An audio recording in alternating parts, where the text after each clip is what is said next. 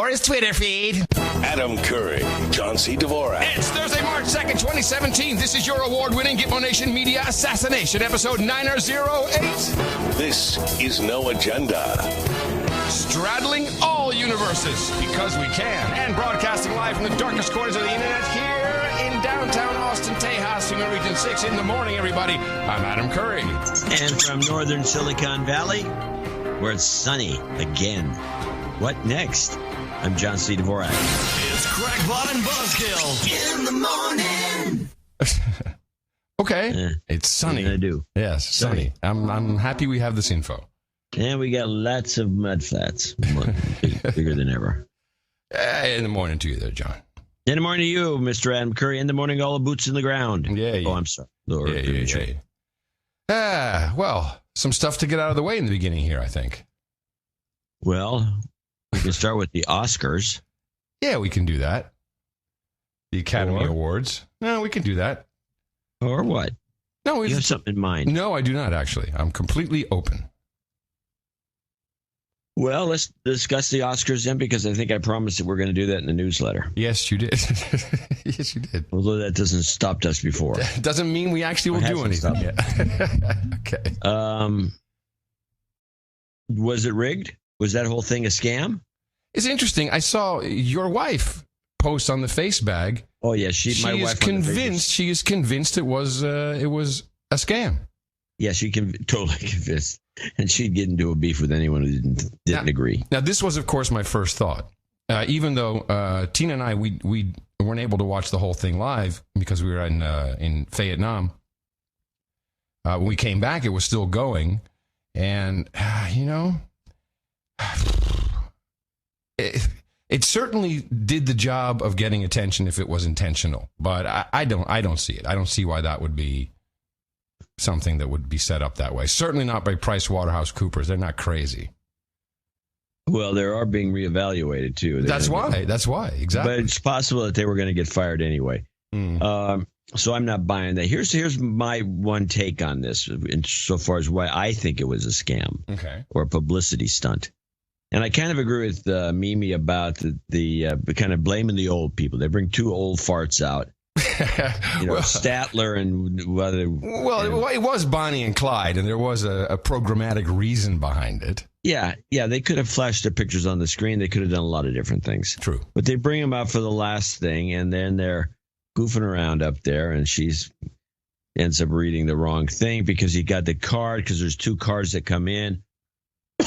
Supposedly, here's I do have a clip. Yeah. And this is Jimmy Kimmel on his own show trying to explain what happened. Of course, he doesn't, as far as he's concerned, this was the way, it just was an accident. As I walked off stage, people started speculating. People around me saying, "Oh, did you pull a prank of some kind?" I was like, "Hey, no, I didn't. I did not pull a prank. If I'd pulled a prank, by the way, I wouldn't have just had the wrong winner's name on the envelope. When they opened it, there would have been like a Bed Bath & Beyond coupon on the envelope. It was not a prank." And by the way, the producers of La La Land were very gracious, which they did not have to be on stage and off. They were very nice. They had to turn the odds. They handled it well. It was a very amicable custody arrangement. They didn't ask for visitation or anything. But so after the show, I went back in the green room to talk to Warren Beatty, because still nobody knows what happened. And he showed me the evidence. When you do a show like this, you aren't just the host, you're also the lead detective. You're like the sheriff of the show. Warren Beatty could be in prison right now if I wanted him. But the card he had said La La Land, Emma Stone, which is weird because Emma Stone, who won Best Actress for La La Land, at that moment was in the press room doing interviews saying this. I also was holding my Best Actress in a leading role card that entire time. So whatever story, I don't mean to start stuff, but whatever story that was, I had that card. So she said she had the card, but I was with Warren and he had the card. Well, it turns out they both had the card. For whatever reason, they have two of each card in each envelope. There's a regular envelope and a backup envelope, just to make it more confusing. So the accountants gave Warren the wrong card, and they apologized for it today. So it wasn't Warren Beatty's fault. And Faye Dunaway made quite a getaway. She got the hell out of it. She had the wrong name, but she split. She wanted no part of it. He was smart, too. And then I spent the whole rest of the night answering questions about it. It was quite an evening. It really was. I got to say, Faye Dunaway, she looks great.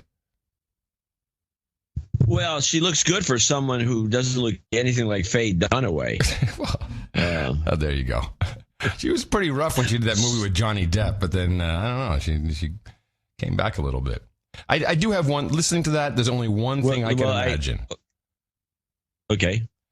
If I'm not mistaken, they were like 90 minutes over on time. They were? How does this work? Well, that's what I heard. I thought they were way long, way over time. I've watched this thing, especially throughout the shows, for, I don't know, decades. Mm-hmm. And when they're over, they start to bitch about it. They start to shorten everything at the end.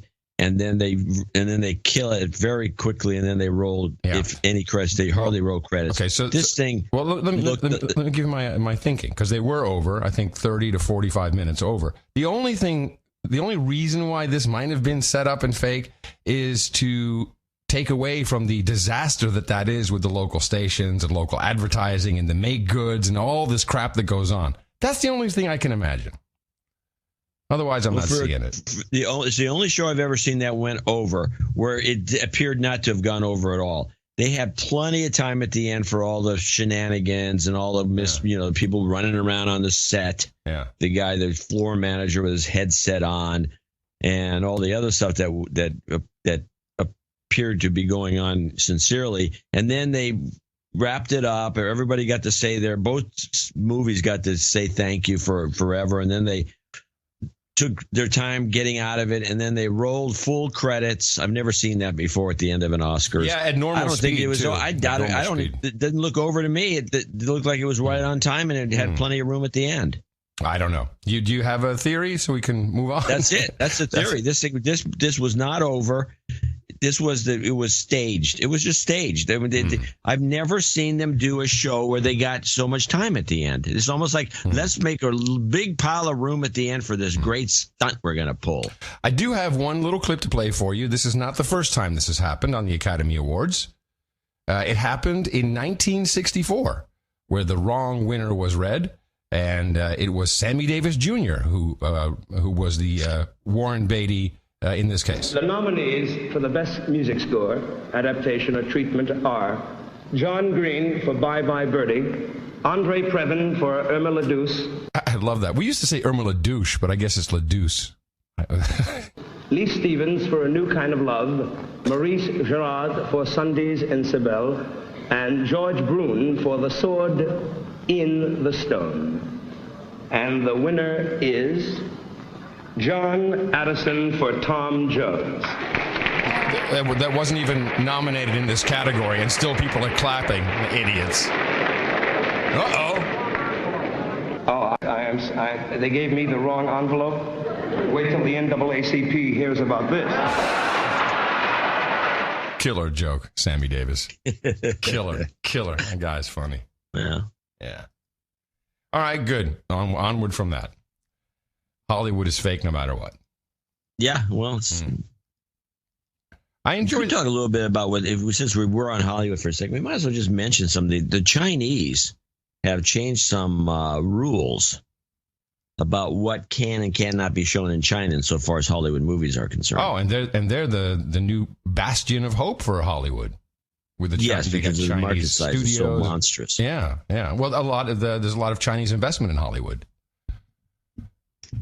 Well, not only that, but they have there's a lot of Hollywood investment in China. They but these new studios, they've got some $1 billion studios they put up and all the rest of it. You want to play a little bit of this clip? This is China's movies new band. Socialist values, as you have pointed out. Hold on a second. You should also at the very beginning they give a list of socialist values, which is worth writing down.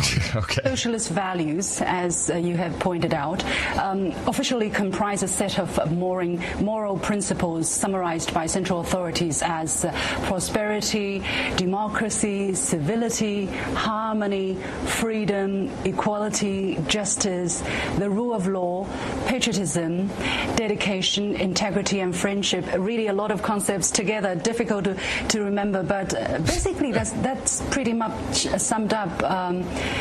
I think in the values of many different countries, right? I mean, in different societies, people would value basically the same thing. But there's a vital difference between socialism and capitalism. Yes. And right now, China proclaimed loud and clear in black and white what the market is allowing.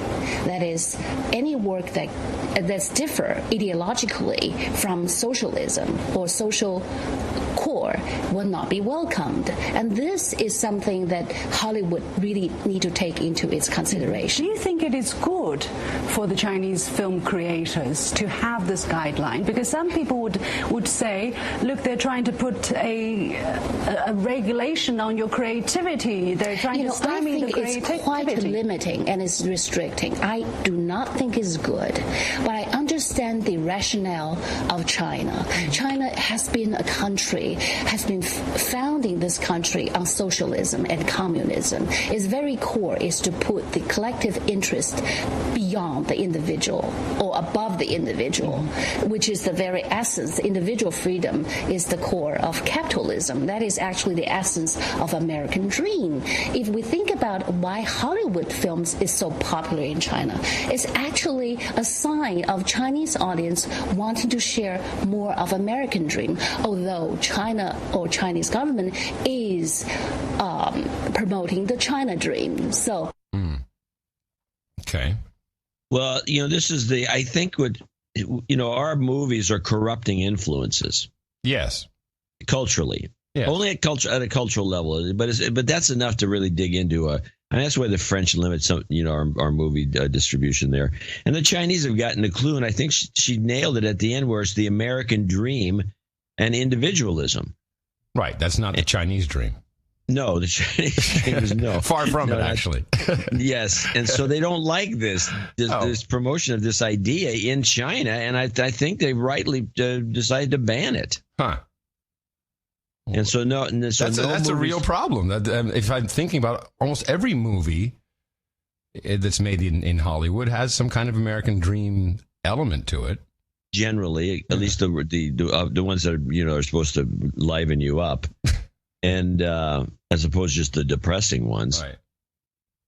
And I think this is a huge problem for Hollywood, because what are they going to do? Because if you start going into this socialist propaganda style, which is what China wants, now you look like you should be in front of the House Un-American Activities Committee being called out as a communist. Yeah. So this is very interesting development. And it's a huge part of the budget. And this is law now? This is yes. Okay. Yes. They all the movies have to go through a committee that decides that if they has anything to do with kind of downplaying socialist values, the ones they listed at the front. Why do the Chinese keep taking this? I mean, I guess they really believe it and they really love it. I mean, it's not like China is completely isolated. I mean, there's plenty of proxies and people can get through the big firewall of China. Well, the young kids, they just accept all this? It's just... Yeah, I guess so. Okay. Why wouldn't they? They could probably make the same argument. Why are these people believing in this nonsense? Well, there's a good point there. Why is the most important thing in America the Oscars? Yeah. Mm-hmm. Yeah, there you go. Mm-hmm. Mm-hmm. So we'll keep an eye on this, but this is going to bode what they've been doing, although nobody likes to talk about it, is the American movie makers they did the same thing for Germany during just pre-World War II, when they were knuckling under to whatever Hitler told them, because they said, well, they were going to lose whatever that market is, the German market. And so they'd re-edit. Yeah, oh gosh, yes, I remember that. Oh, man. Absolutely. Well, now they're going to re-edit for China. You can count on it. The screenwriters will have to come up with an idea where they can write it in such a way that you can swap out parts of it that are going to offend the Chinese. So, I will say that there were a number of stories. I think the New Yorker actually had a big piece about how the Oscars represented the actual split in the universes that had taken place when Trump won the presidency. And so they're comparing what happened at the Oscars, where the wrong movie won, to the election. But specifically... Yes, in fact, I think, a lot of people have made this observation that it's just a fractal. Yeah. But specifically stating alternate universe, and that's when the split occurred. Yeah. Well, I love that. Could be. Sounds right. It's where our theory is. So yeah. Well, we're the straddlers. So. Yep, we try. Although I did get a nasty note from someone. What's that? You guys, I don't understand how two smart guys can be big Trump apologists. Oh, jeez. I'm so tired of this. Wonder where you get this. And it's like, of course, I looked him up. He's a guy who's never, he's been listening to the show supposedly forever. He's never donated a nickel. And if he had, he could have a $5 check that comes in. It's possible. But I don't think so. Right.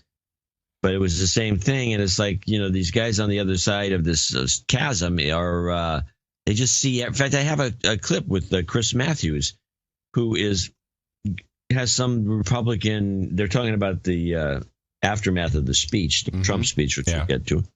And Matthews is going on and on with this guy about, well, what do you think about Trump? He said because there were a lot of people called Trump an exploitation expert when he had just to stop you there for a second, there were on the face bag, especially the alternate universes were so apparent after this speech.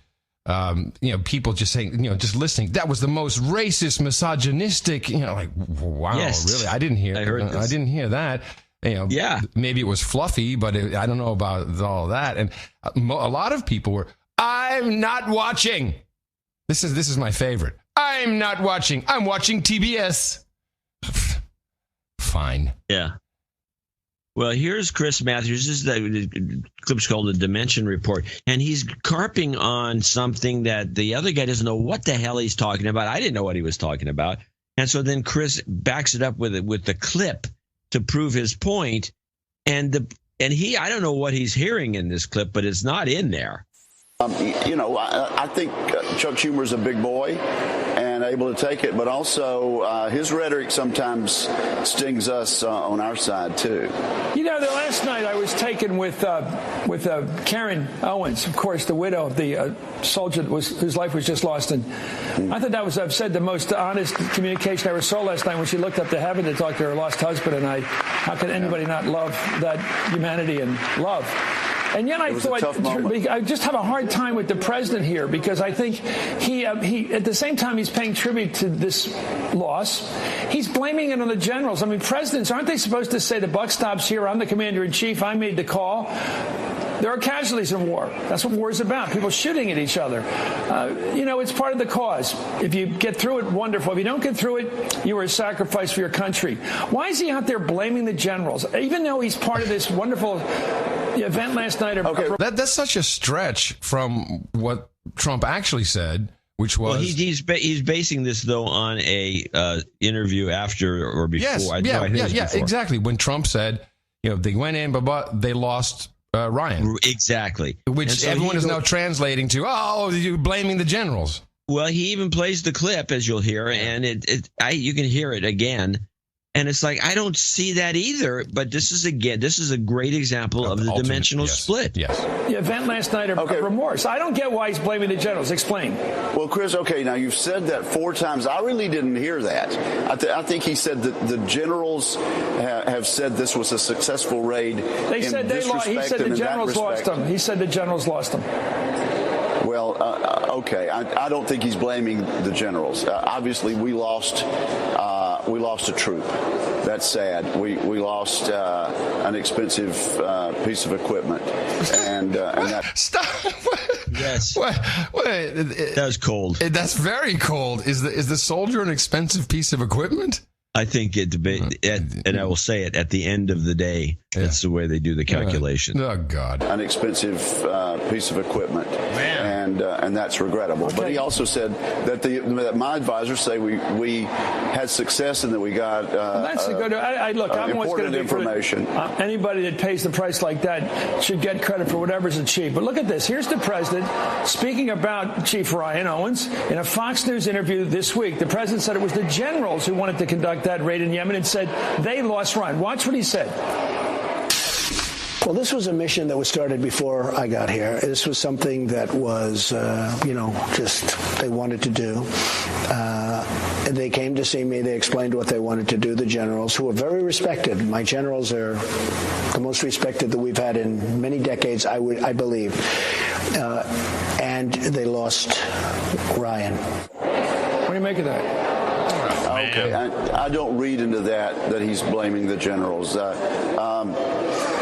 Maybe not the best choice of words, but he was complimentary of the advice that he got. He said that they. It goes on. Yeah. Before Matthews is nuts. Well, he likes doing this. This is what he did with a hypothetical question towards Trump about women being penalized for abortions. He likes doing this, and I mean, the way that changed on the Sirius Progressive channel, yes, it's the dimensional split for sure. But something really odd happened, and Tina and I saw it in real time as I was switching back and forth. And right after the speech, we went to CNN, and here's what I heard. Van, you were saying while you were watching that about the significance of that moment. He became president of the United States in that moment, period. This is Van Jones. Van Jones. I know about this, and there's a couple other people at his level that did the same thing. I mean, they definitely wasn't showing up at that same thinking, wasn't showing up on the floor itself. No. As, one side wouldn't clap for anything, including stuff they had proposed. Well, that's not entirely true. I saw a lot more standing than I expected. And, of course, Tulsi Gabbard was standing and clapping most of the time. I have Tulsi Gabbard material, but get back to the Van Jones thing. Yeah. Listen to the rest of it, the rest of his statement. There are a lot of people who have a lot of reason to be frustrated with him, to be fearful of him, to be mad at him. But that was one of the most extraordinary moments you have ever seen in American politics, period. And he did something extraordinary. And for people who have been hoping that he would become unifying, hoping that he might find some way to become presidential, they should be happy with that moment.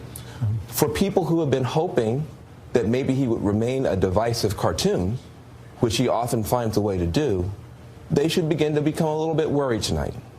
Because that thing you just saw him do, if he finds a way to do that over and over again, he's going to be there for 8 years. Now, there is a lot that he said in that speech that was counterfactual, that was not right, that I oppose and will oppose. But he did something tonight that you cannot take away from him. He became president of the United States. My takeaway is Van Jones is in it for himself. He wants to be a contrarian voice, and this is his way of doing it. I think it's all about him. Yeah, I'm not going to argue against that theory. There's no reason for Van Jones could have just as easily done what a lot of the Democrats and gone off the deep end saying the guy's still a douchebag and so what. Yeah. In fact, the best one I think is like a Noodle Boy character called in on C-SPAN on the Democrat line. On the Democrat line, and I think that this was a more typical of what the guy.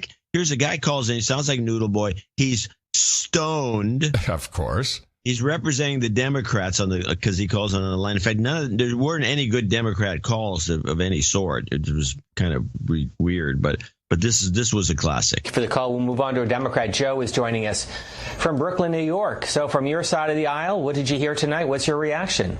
Hey, so hard to follow that one up, but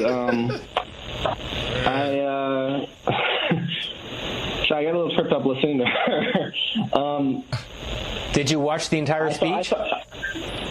Yeah, no, I watched the entire speech. My biggest takeaway was that he was able to read from a teleprompter a little bit better this time without wearing a red tie. Okay, let's go to Jacob joining us next. Stoner. They had to cut him off. Well, Don Lemon was just good old Don Lemon, the overnight legend. And to me, it sounds like a speech that was written for someone that he was reciting. And there were some big words and big phrases that I don't think that he actually connected to if you just listen to the speech. It didn't sound like his voice. It sounded like it didn't sound like his voice, because if you look at when he speaks extemporaneously, you learn a lot about people. The way President Obama spoke extemporaneously was very similar to the way he gave speeches. The way President Bush spoke extemporaneously extemporaneously. Yeah, if you call nothing but stuttering. President Obama spoke extemporaneously. Was very similar to. What does it mean extemporaneously? What does that mean? Off the cuff. Okay. President Obama. I don't know. It's Don Lemon using big words. It's too big for me. Spoke extemporaneously. Was very similar to the way he spoke. He gave speeches. The way President Bush spoke extemporaneously was very similar to the way he gave speeches. The way President Trump speaks extemporaneously is not the same as what he said tonight. It sounded to me, and this is just, I mean, I thought he sounded very presidential. This was a speech written by a college student for someone else, trying to use big words to impress that the person who was reciting it did not know the meaning of the words. Oh, please. Well, first of all, he's right there. He's projecting because Obama's early speeches were written by a college student. Exactly. And so he's kind of doing a little projecting in there. We don't know who wrote the speech, but I've heard him read other speeches here and again. And that's what he always sounds like when he's reading from a prompter. He's very slow and deliberate. Yeah. Yeah. I also didn't see. I didn't notice it was any different than any other prompter speech he's ever given. No, I agree. I don't know what Lemon's talking about. There was something brand new in the coverage, and I don't know if this was only on MSNBC or if it was pool video. I'm sure it was pool video. I don't know if everyone cut to it.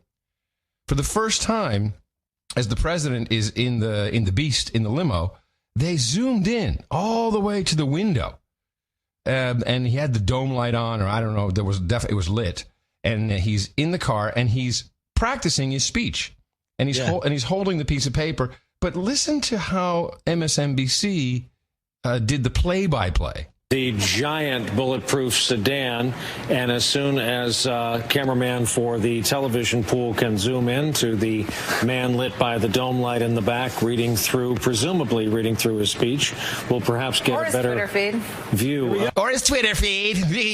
Come on, we can do it.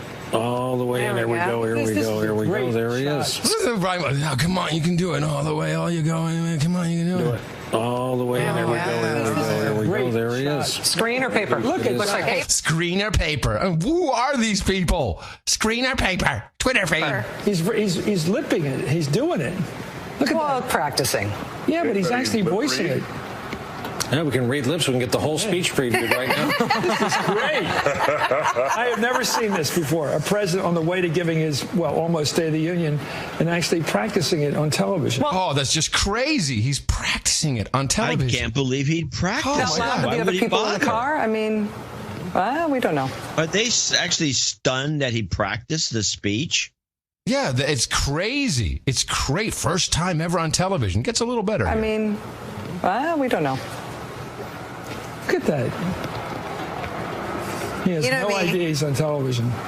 No idea he's on television. No, they just haven't been around the machinery of media, the mechanics of the South Lawn, that kind of thing long enough. Thanks, Brian Williams. What? They haven't been around long enough, so they don't understand that cameras are everywhere and that you could get caught on camera when you're doing this kind of stuff. They're just, they're newbies. They're fresh. Of the South Lawn, that kind of thing, long enough to know that this kind of thing is always televised. No. Well, here. Never seen that televised. Well, somebody, he was stuck in traffic. Who knows? I mean, they did bring that up on CBS too, but they didn't go on and on with a bunch of dimwits. But I did now that they mentioned the media thing, play this clip. This is the Trump speech, pre-speech, SAG. Okay. Fill with congressmen, senators, the cabinet, military leaders, and members of the Supreme Court. But you at home are the real audience tonight for a man who brings more television experience to the presidency than anyone since Ronald Reagan, the only presidents to belong to the Screen Actors Guild. I thought that was a great tidbit. That's great. The Screen Actors Guild.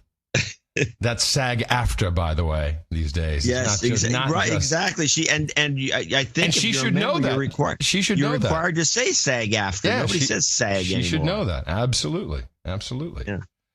I don't really have much more on the speech. I liked it. I got a couple of things because I got some complaints. Okay. Let's see what I got. The speech. I got a series of clips. A lot of these are short many times, but I do have a couple of comments to make. This is the time of speech comparison. This is kind of interesting. Hold on. Yeah, Oh, I see it. I'm sorry. Yes. President's speech, which ran just over an hour.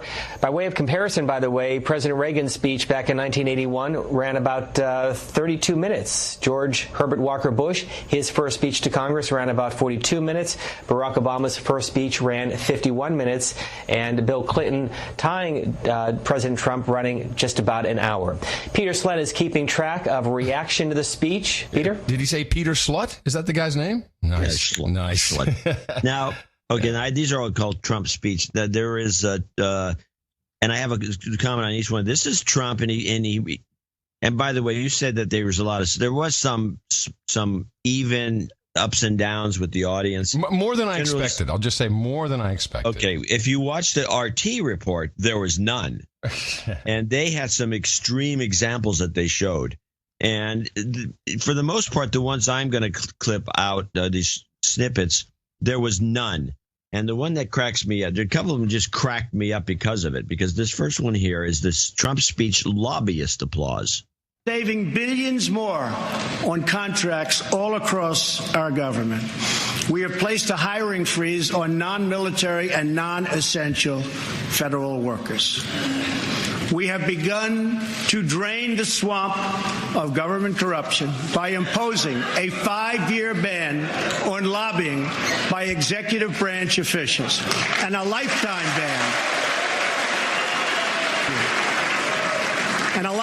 ban on becoming lobbyists for a foreign government. Mm-hmm. Now, I cut that applause way down, even though it's seamless. Yes, well done, sir. And in this case, the Republicans all jumped up and clapped, and all the Democrats sat stone-faced about this lobbyist thing when it was Obama. When he first got in, he made a big fuss about this. Sure did. But we can't have lobbyists going back and forth inside and outside the government. What changed? Well, I'll tell you what changed. Most of them were dressed in white and too preoccupied with it. The white. That was really, of all things, lame. We're going to be in a little club. We're all going to dress in white, and we're going to be the suffragettes. They all look like Ku Klux Klan members, if you ask me. In fact, the first thing I said is, how racist are these people? Racist. Notice I said racist, not racist, racist. Racist. How racist are these people? They're there and they're wearing white. The white people are wearing white. Here's another little snippet. This is the Trump speech on jobs, jobs, jobs. Since my election, Ford, Fiat Chrysler, General Motors, Sprint, SoftBank, Lockheed, Intel, Walmart. Yeah, I heard, when he said Lockheed, I was like, wow, is that how you pronounce it? Have I been doing it wrong all these years? Lockheed. Lockheed is like Joachim Lockheed. I say Lockheed. Lockheed. That's because you're saying it right. Yeah, thank you. Since my election, Ford, Fiat Chrysler, General Motors, Sprint, SoftBank, Lockheed, Intel, Walmart, and many others have announced that they will invest billions and billions of dollars in the United States and will create tens of thousands of new American jobs. Woo! Jobs, jobs, jobs, and jobs. Okay, now there's another long applause, and then again, the Democrats, all the Democrats were seated. Yeah, they don't want jobs. They don't want jobs. No, we don't want jobs. It was embarrassing. And but stop. I did want to mention, I really like what he's doing with the metrics. He said 94 million Americans are not in the workforce. That's a good way to do it. Instead of talking about unemployment, you say, hey, you can do the math. There's 300 million plus people. 95 million of them are not in the workforce.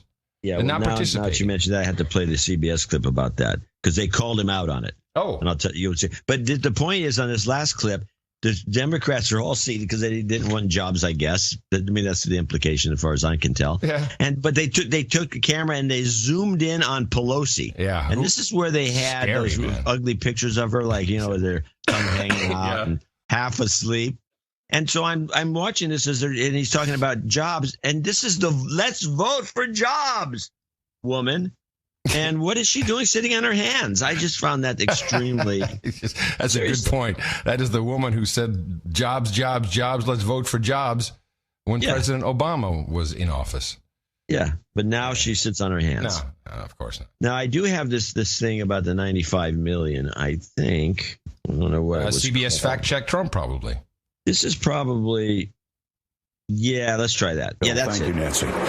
Some of the problems Mr. Trump promised to solve last night don't actually exist. The president said correctly that 94 million Americans are out of the labor force, but that's not an unemployment figure. Our research department found that in that official number, about 15 million are students, 44 million are retired, and 28 million are disabled or caring for someone at home. If 94 million people were looking for a job, the unemployment rate would be 40% rather than the 4.8% that it is now. Well, interestingly enough, and I'm no mathematician, but if you subtract all those, roughly half what he said, if you subtract those, just disregard them, then you still have 40 million over, then you're still at a nice 18 to 19% unemployment. Or something closer to what Shadow Stats says. Yes. I mean, he just gave us the numbers. Thank you. Huh. Well, and even that, I want to do a little more research on his numbers and what they... Right. What they represent. Because they're still missing people. I mean, you can't take the total number of people employed, which I don't have in front of me, and add 95 to it and get the entire population of the country. So... it's just they have this news they have a news section of CBS Evening News where they do this fact check. I have a question. Do we count as in the labor force? Does anyone count us? Are we counted? How would they know? Well, a lot of it's statistics. Oh, okay. So they take a sample. They're not coming over. Are you guys working? What are you working twice a week? Is that what you call it? You call that a job? No, you're not. Could you consider do when you write it down? Can you think it's a part time? Is that part time? Is that what you're doing? You're doing This is a bunch of scumbags. That's right.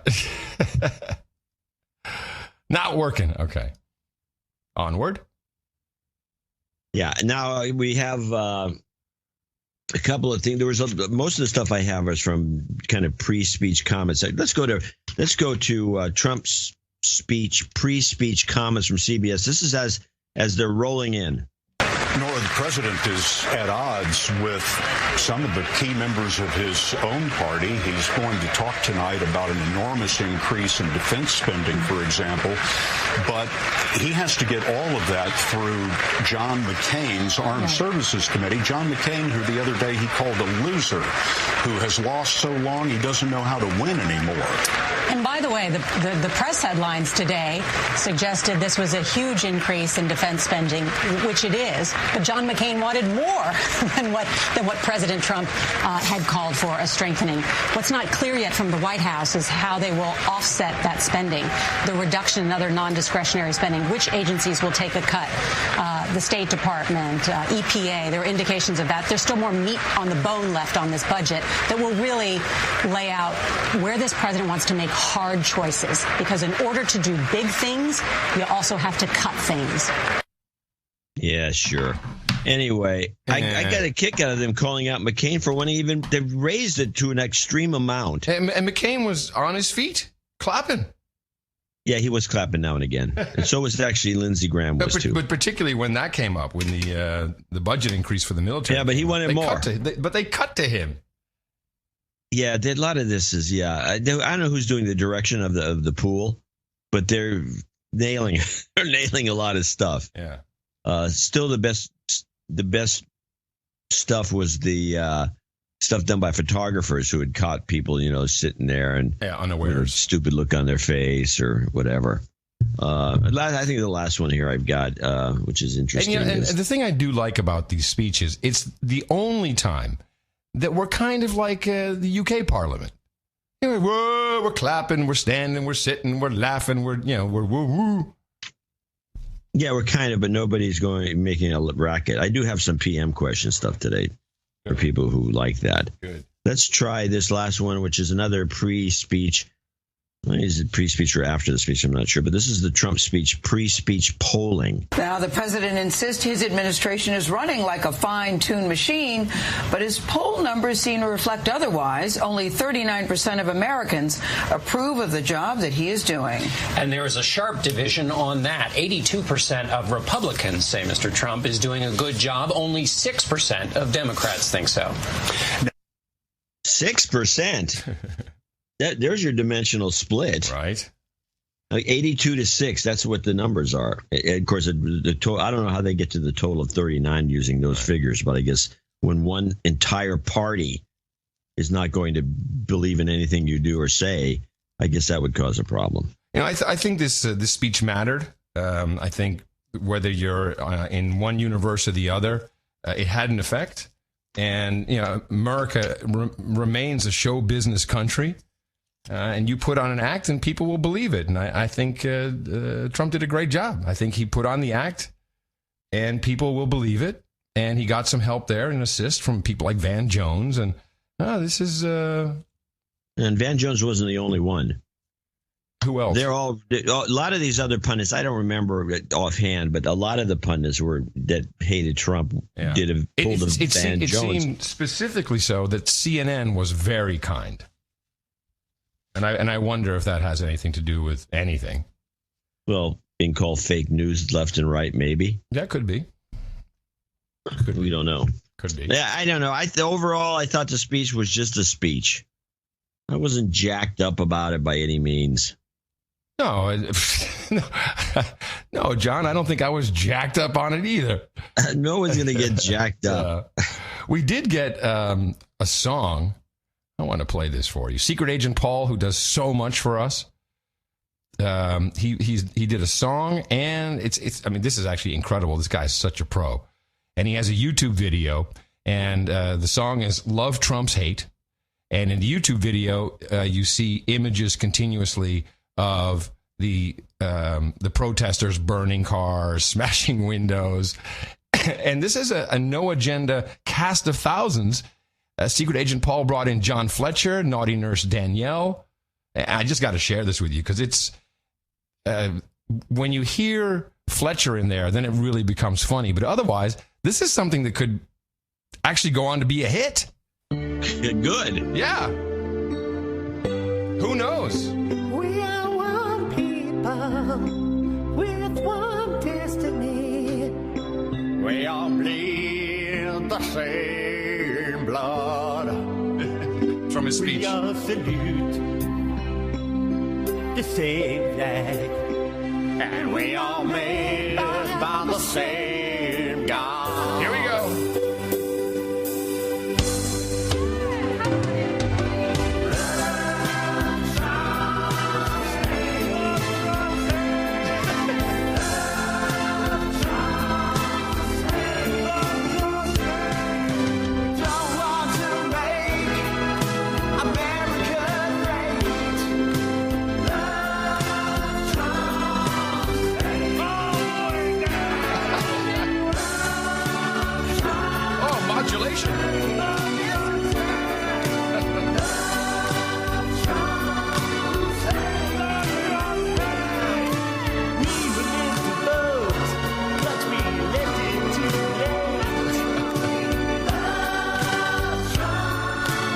Fantastic.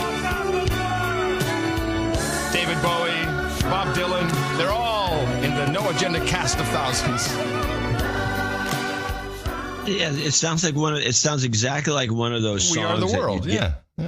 Exactly. Any of those songs where they're written specifically for some cause. Yeah. So somebody can gouge the public for all these donations. Well, I certainly hope it's a Secret Agent Paul. May it become a big success for you. Yeah. That was good. Oh, man. So funny. We got great producers. Wow. Did you see Rosie O'Donnell? No. Oh. Maybe I did. But I don't remember. So I started to break this up into multiple clips and then said, screw it. We just have to play this. There's so much to unravel in the universe. And she may have her own universe, actually. She may be in something completely all to her own. And she was in Washington, D.C. I guess there was a big demonstration or a demonstration. I don't know if it was big or not. Demonstration before the speech. And she got up. And I just want to share this with you, and we'll stop as appropriate. Hello, Washington, D.C. Look at this crowd of 1.8 million people. Right off the bat, she's trying to do a joke. Yeah. And it falls flat. It's no timing. It's hard. Doing a joke in front of a mob. Difficult, very difficult. It's not good because nobody, for one thing, no one can hear you. Right. Yeah, it's dumb. This is Donald Trump math, ladies and gentlemen. You say it, the media buys it. We hold these truths to be self-evident, that all men are created equal. She decided the way to go here was to recite a little bit of our Constitution. That they are endowed by their creator with certain inalienable rights, that among these are life, liberty, and the pursuit of happiness, and that to secure these rights, governments are instituted among men deriving their just power from the consent of the governed. And whenever any form of government becomes destructive of these ends, it is the right of the people to alter and abolish it. Ah, I see where she's going. I And think this is from the Declaration of Independence. It's the Declaration of Independence. Yes, I'm sorry. Yeah. And to institute new government. That is why we are here. Yeah, we want her running the place. It gets much better. This is not Russia. What? To Donald Trump and his pathetic band of white, privileged, criminal businessmen. Wow, I want that on my business card. I am a criminal, white, privileged businessman. No, white, privileged, criminal businessman. Pleasure to meet you, sir. I would like to say to him, niet, sir, niet, niet, niet. She's hysterical. Hey, now you got to get that ISO. That's a beauty. Excuse me. Niet, sir, niet, niet. Niet. Does it have to be? Is it knee? Is it niet or niet? Niet. But she's hysterical. She's hysterical. Yeah. Of course, I had that ISO. Hello. To say to him, niet, sir, niet, niet, niet. No, we won't. We've seen what you have done, sir. We have seen your connections with Russia. The game is over. The internet rules. Oh, stop. There it is. The internet rules. We're all niet done. All media is universal. The truth matters, even if our major media companies will not call him a liar. We will. He lies. He lies. He lies. Wow, man. She's insane. He lies. He lies. He lies. Niet. And it's about time they all started saying that instead of it appears as if he hasn't been speaking the truth. Cut it down to the least common denominator like he does. I got a very good presidency, really good idea. This idea is good, it's bigly and good, and lots of people are talking about it. Oh, now she's doing impersonations. It's a what? I think of Trump. Oh, that's the one that got Trump riled up years ago, and that's when he started calling her a pig. Okay. Because she did an imitation of him before, and it's just the worst. This idea is good, it's bigly and good, and lots of people are talking about it. It's a bigly good idea. Well, tell that to Ryan Owen's father, sir. Oh, I love this. Who's abusing who now? How dare you, Donald Trump? This is America. It is not yours. It is not corporately owned. It is of the people, by the people, and for the people. And we, the people, will not stand for it. He has degraded and bullied women his entire life and career. The President of the United States has been accused of rape many, many times. Report that, newspapers. Yeah, whatever happened to all those accusers? I don't know. They just disappeared. Yeah. That's interesting. That's the fact, Jack. Okay, baby. That's how we're going to That's a fact, Jack. go from now on, down and dirty like Donald Trump. Oh. No big words, just the truth. And you know what the truth is? A very handsome conservative man stopped me on my way up with his iPhone to ask me with his charming Irish 30-year-old face if George Soros had paid me to come here. And I said, sir, I have never met George Soros, but he seems like a lovely man. Mm-hmm. One day I'd like to share a souvlaki with him. Now, this is interesting because she's now presuming that Soros is Greek, I guess. Oh, yeah, she's making some sort of stereotypical. Yeah, bigoted much? Rosie O'Donnell? Bigoted. Yeah, Soros is Hungarian. Not I believe so. Greek. Yeah, But he seems like a lovely man. Lovely man. One day I'd like to share a souvlaki with him. Moron. I've only met your friend Donald 2 times. Once at his wedding to Marla Maples, where he shook the hands of the guests at the wedding as he walked down the aisle to take his vows. Warning! Warning! Warning, Will Robinson! Now she's doing the robot from Lost in... It's actually Danger, Will Robinson, not Warning. She's off her rocker. This is good. And one other time at a game show.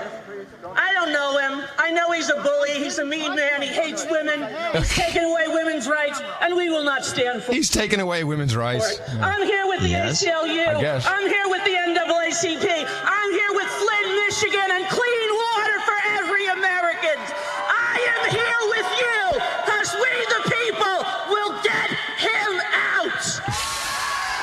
Thank you, peace, and don't fear the rain. Niet, sir.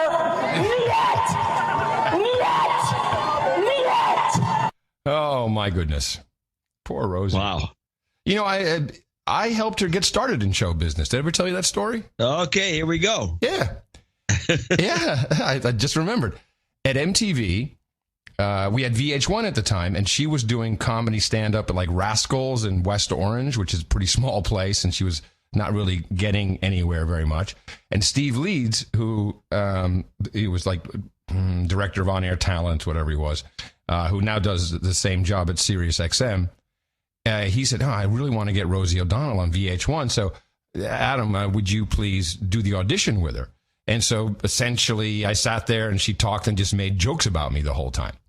Which was, yeah, she said, Adam Curry, like, you're such a Barbie doll, like you have Mattel stamped on your butt. Yeah, it was marginally funny. But that's how she got started. Then she got on VH1, and that's how her career was launched. So I take full responsibility. I'm very sorry. Yeah, you could have just gone back to the guest and said, she sucks. She's really bad. Just don't put her on. It's a huge mistake in your career. No, I actually went to see her at Rascals in West Orange. She was funny. I liked her. But this is that's what you brought on us. Thank you very much. You're welcome. Now, of course, Now, of course, she's talking about impeachment. We're still on this 25th Amendment thing. And let's bring on another comedian, Kathy Griffin. Might as well bring her on MSNBC and see what she has to say about it. Look, Chris, I feel like this whole crowd, they are truly going to go down. The good news is, as I say to my younger friends, don't forget, Agnew resigned before Nixon. Yes. So there can be a situation where more than one person goes down. Well, Chris, please tell me you're never going to let go of this Russian ties story. I really think that's the one. I think it's bipartisan. Yeah. I think there's so much there. No, they're all on this Russia thing. They come be very sadly disappointed. Rob Reiner, of course, another Hollywood expert. Rob Reiner, by the way, I would recommend people on Twitter to first of all follow me at The Real Dvorak. The Real Dvorak. But you should follow Rob Reiner because it's like listening to the rantings of a complete off-the-rails lunatic. It's very good stuff. And he was on Chris Matthews, and he is convinced that Trump will be impeached or quit or something like that. And, of course, that would mean that Mike Pence will become the president of the United States. And so as they're watching some B-roll of Pence, here is, I think it was Matthews with Rob Reiner. But he's also sitting there saying, I'm going to be the president pretty soon. As soon as all of the connections to Russia and how it was coordinated. Do you think he's leaking all this stuff? Rob, that is he the leaker? Do you think he's the leaker? Listen, if I were Pence, I'd be leaking like a sieve. I mean, he has a chance to become president. God. And let us hope that never happens. We'll ruin it for us. Yeah, well, maybe not. Man, boring. The guy's boring. Well, there's that. Yeah, it definitely won't be fun. No.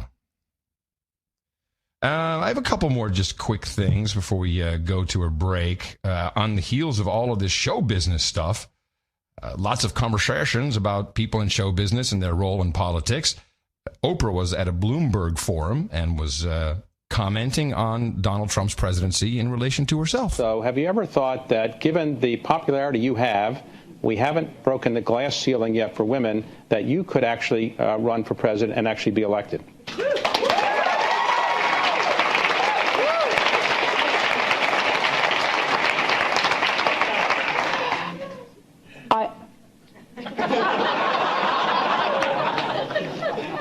I actually never thought that was, I never considered the question even a possibility. I just thought, oh. Right, because it's clear that you don't need government experience to be elected president of the United States, right? I thought, oh, gee, I don't have the experience. I don't know enough. I don't know.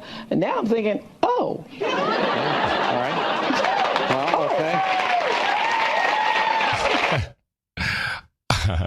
I'd vote for her. Yeah, she could. Yeah, the problem is it's always overlooked is that Trump actually has been kind of playing with the idea since 96. Yeah, a long time ago. And on Oprah even, there's I don't have any clips, but if you look for, I think we had that clip a long time ago. Trump on Oprah, and he's saying the same things, same things, exactly the same things.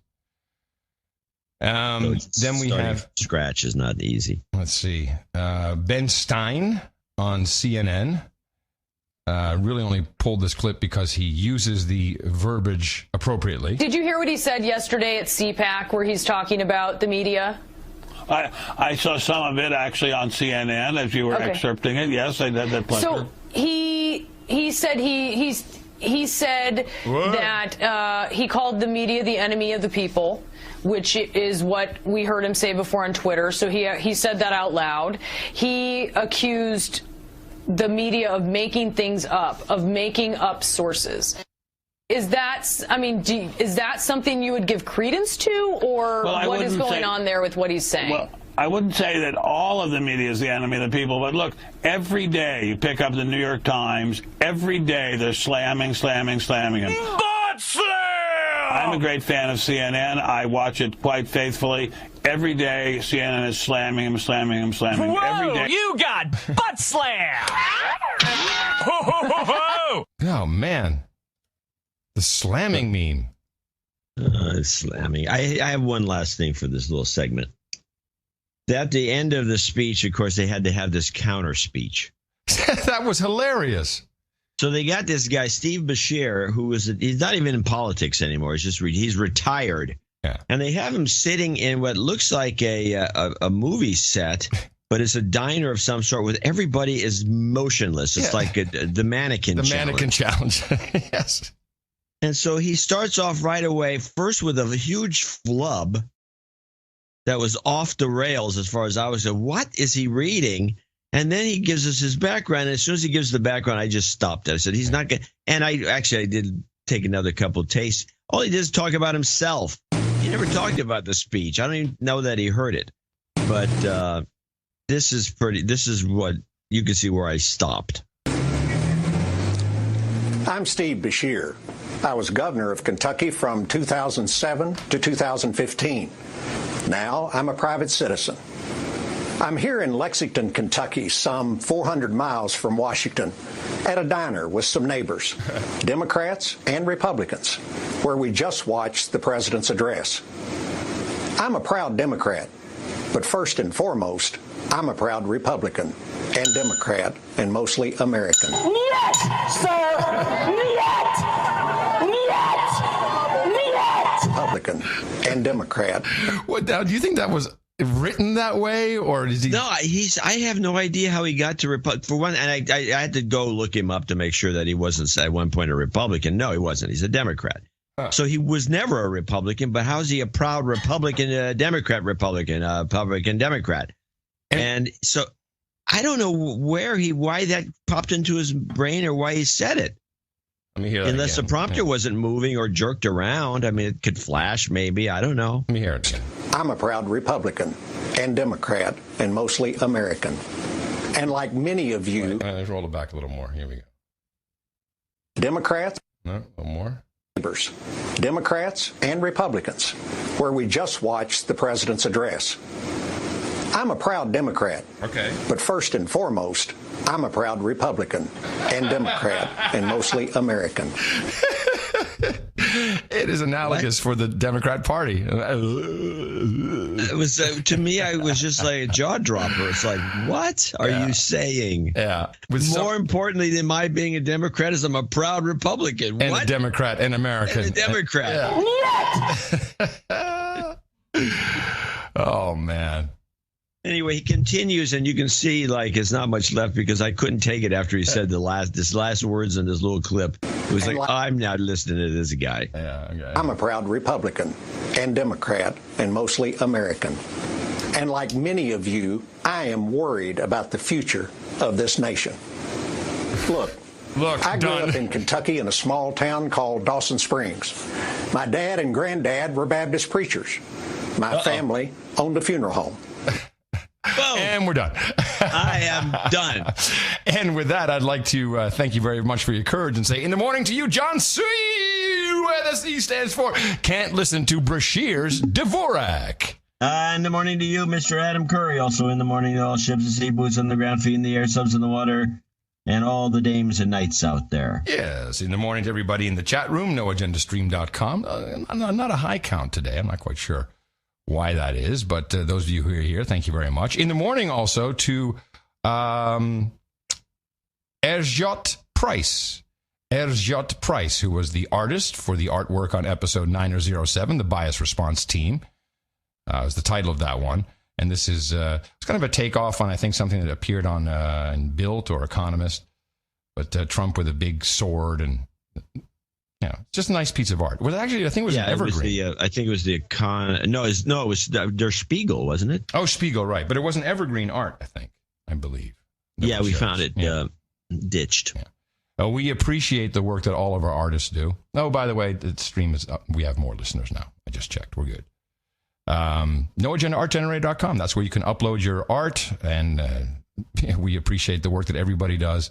And we use it for newsletters. Have a look at it. It's just pretty to look at, too. Just go there and check it out. NoAgendaArtGenerator.com. Jennifer Lofberg is our top donor, Dame Jennifer. 333.33. She's going to become Dame. Thank you so much for what you do. This donation should be my ticket to the round table. I'd like to become Dame Jennifer of Northern Mexico. Yo. Please give birthday wishes to my son, which I'm sure he's on the list, or birthday on 3/3, and some karma. Okay. Well, for something. Whoever, you got cut off there. Is her son on the birthday list? Yes, he is. And here's the karma. You've got karma. And I look forward to the ceremony later on, Jennifer. Tony Cabrera in Hawthorne, California, 32490, and he will be our second executive producer for show 708 coming up, or 909 coming up, a nice number. Greetings from the No Agenda Shop.com. Here's our latest cut. Oh, nice. Thanks again for the hard work you guys do. Dedication has inspired me and fellow No Agenda artists to create our own resistance. Can I donate my karma to fellow shop artists Mark Gagne and Brandon Welch? Of course you can. Absolutely. And I appreciate what you guys are doing. What's interesting about what they're doing, which is different, is they seem to be coming out with just a lot of SKUs. And I mean, there was a new one they just had. They have one that was just on Twitter. It was that's the beautiful test pattern one, I think, or is it a different one? No, there's a new one. It's a big giant thing you'd wear. And it says bias reporting. Bias response team. Oh, fantastic! Yeah, bias response. Yeah, that looks like a winner. No, I'm going to get that one. Yeah, I like what they're doing. And they give 33.33% to the artist whose art they use, 33.33% to the show. And then they, and somehow they keep the ship running with 33.3% of their cut. Well, I really appreciate it. I like it. Definitely check out noagendashop.com. Here's the karma. You've got karma. Yeah, I think their solution to profitability, and all you comics out there will understand the punchline, buy more trucks. Very old joke. Yes. Robert Gusick in High Point, North Carolina, 23456, becomes associate executive producer for show 908. Note to follow an email. I didn't get that. I have emails from him, but not about this donation, sadly. Okay, well, he says, John and Adam, today, maybe this is it, put in already. With today's alignment of my 33rd birthday on a show, is he on the birthday list? I'll check it out. Keep reading.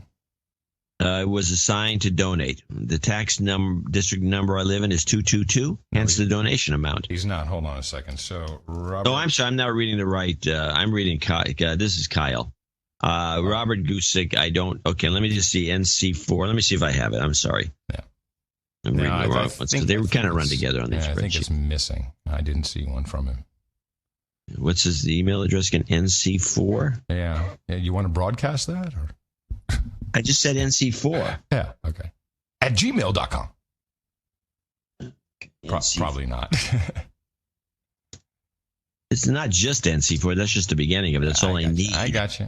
For my search engine. Yes. And what I have, here it is. ITM Gentleman, Accounting for Knighthood. Okay, right. I thought I sent this over. Accounting for Knighthood? Oh, okay. Yeah, you get them on the list. Yeah, fantastic. All right. Okay, this is my note to go along with my very first associate executive producer donation, which also completes my knighthood and has started my next title. Shout out to my brother Andrew Gusick, NC4AG73s, who hit me in the mouth over a year ago. And thank you to gentlemen for helping me keep my sanity in the world of the MSM. I never realized how bad they were until my eyes were opened by your awesome analysis. I now anxiously await each episode and thoroughly enjoy your media deconstructions twice a week. I love the making the sausage effort that Adam did, and I totally agree that it's a one-time thing, and it really helped me appreciate how much work you two put into the show. Car karma for my brother, please, as he's having an issue with his now and hopefully he'll get it replaced with this something. I don't know. Some words missing. I would like to request that you each play a jingle of your choice. For my title, I'd like to be knighted, and you have your pen out. Yeah, I do. Sir Bob of the Dude's Name Ben. Okay. And I'm looking forward to many more episodes and further title upgrades in the future. Bob Gusick, NC4RG. Oh, fantastic. All right. Do you have something you want to play so I can add that to the karma? I just want to do the we much. I want to hear that again. Resist we much. Yeah, okay. Yes. All righty. Well, here we go. That's oozing. It's oozing Soros juice. But resist we much. You've got karma. Okay, good. All right, back to the spreadsheet. Another one for the ceremony. Nice. I look forward to it. It's going to be a great little ceremony today. Kyle Shaper in New Albany, New York, 2222, and he's the one who says, "ITM John, and with today's alignment of my 33rd birthday, I checked out to make sure that's right. On a show day, I knew it was assigned to donate, so I don't know if he's on the birthday list.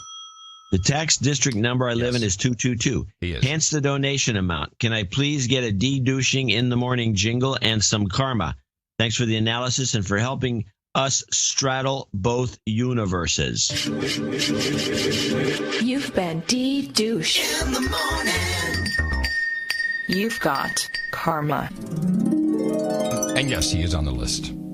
Bryce Rogers in Twin Falls, Idaho, $211.11. And he writes, "Adam is a crazy crackpot mofo. Yay. But he's my favorite person to listen to. Woo-hoo! I do love John Cranky Dvorak as well, even though he thinks Adam doesn't do anything for the show except wank off when they are recording." Nailed it. Yeah, if you only knew. Just kidding. Love you two crazy, awesome bastards. I plan on donating as much as I can per month to make you two keep doing the show. Bryce from Idaho. Thank you, Bryce. Now, there is a satisfied customer. That's a satisfied customer. You need, give him some karma. You can always use it. Absolutely. Thank you so much, Bryce. You've got karma. The words. And last but not least is Mark Hudson in Otley, West Yorkshire, UK. $200. Good morning, gentlemen. If you could give me and our fellow listeners some jobs karma, that would be great. And at the end of the show, play George Carlin's I'm an Alpha Male on Beta Blocker song. Oh, let me see if this is it. Let me just see if this is it.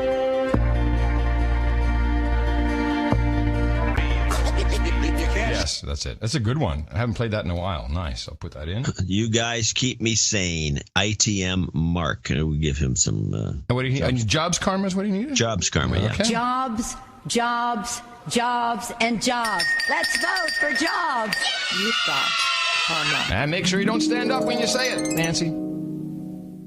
Good old Nancy. Yeah. That concludes our little group of executive producers and associate executive producers, top-notch quality folks. Yes. For the No Agenda Show 908. Thank you very much. 909, big one coming up. Nice palindrome number. I'm sure we'll figure something out to do some kind of fun together for sure. These are real credits. That's why you're at the front of the show. Executive producers, associate executive producers. And unlike Hollywood, we will not put you in the dead segment if you aren't dead. So we're much better than that.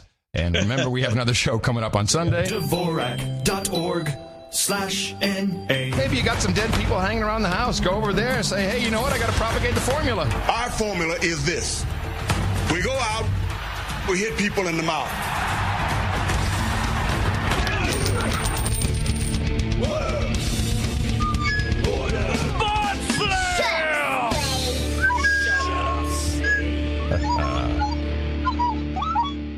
I did want to share this article with you from The Guardian. Again, from truly a different dimension. They have a thesis on how internet porn caused the rise of Donald Trump. Oh, yeah. Wow. That's a thesis. That's one for the books. Yeah, and it's a very long thesis. But the idea is internet porn makes us more gullible because, of course, when you're watching porn, the woman didn't actually want to pay for the pizza with sex instead of, money. So, but because porn brings us these stories, which is, by the way, probably the oldest porn storyline in the world. You couldn't come up with a better one than that.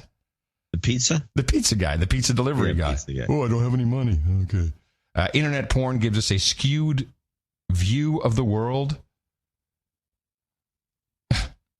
You got to read it. It's well, send me a link or put in the show notes. Oh, it's in the show notes. Do both, actually. Yeah, send me a link. It's in the show. It's just insane, the things that people are coming up with. Yeah, that sounds pretty far out there. Yeah. Well, everyone's looking for they can't, nobody just wants to step back and say, hey, and the same thing with Parliament. Hey, and I've said it in a couple of tweets where I say the Labor Party doesn't care about labor. You step back and say, hey, there's a bunch of people here that used to work for a living, and now we won't even give them welfare, and they're not voting for us? I don't understand it. Why are they voting for this crazy Trump? I don't understand. Yeah.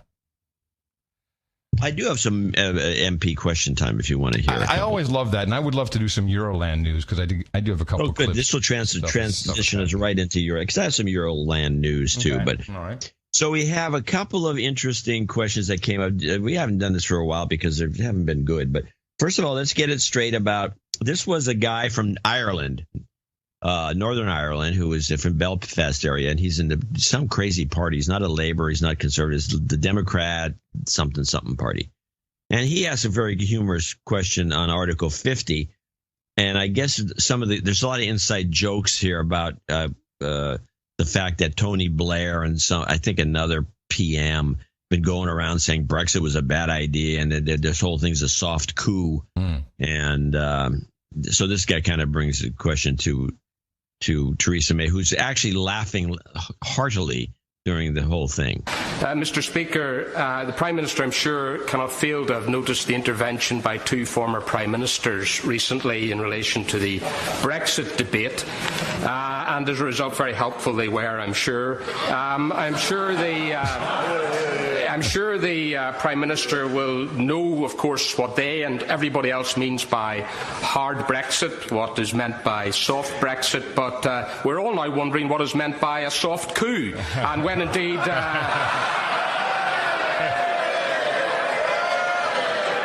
and when indeed it might be triggered, and when we will know if it's been triggered or not. Perhaps the Prime Minister can elucidate on that as well, since she's been so helpful in so many other ways. Will she take the opportunity today, however, to make it clear that whatever former Prime Ministers may say, or whatever members of the unelected upper house may say, the reality is that her plan to trigger Article 50 by the end of March is now clearly on track. I thank the right honourable gentleman for the question that he's asked. It is indeed my plan to trigger by the end of March, and when I refer to that, I refer, of course, to the triggering of Article 50, rather than attempting to trigger any coup, soft or otherwise, that might take place. It is still our intention to do that.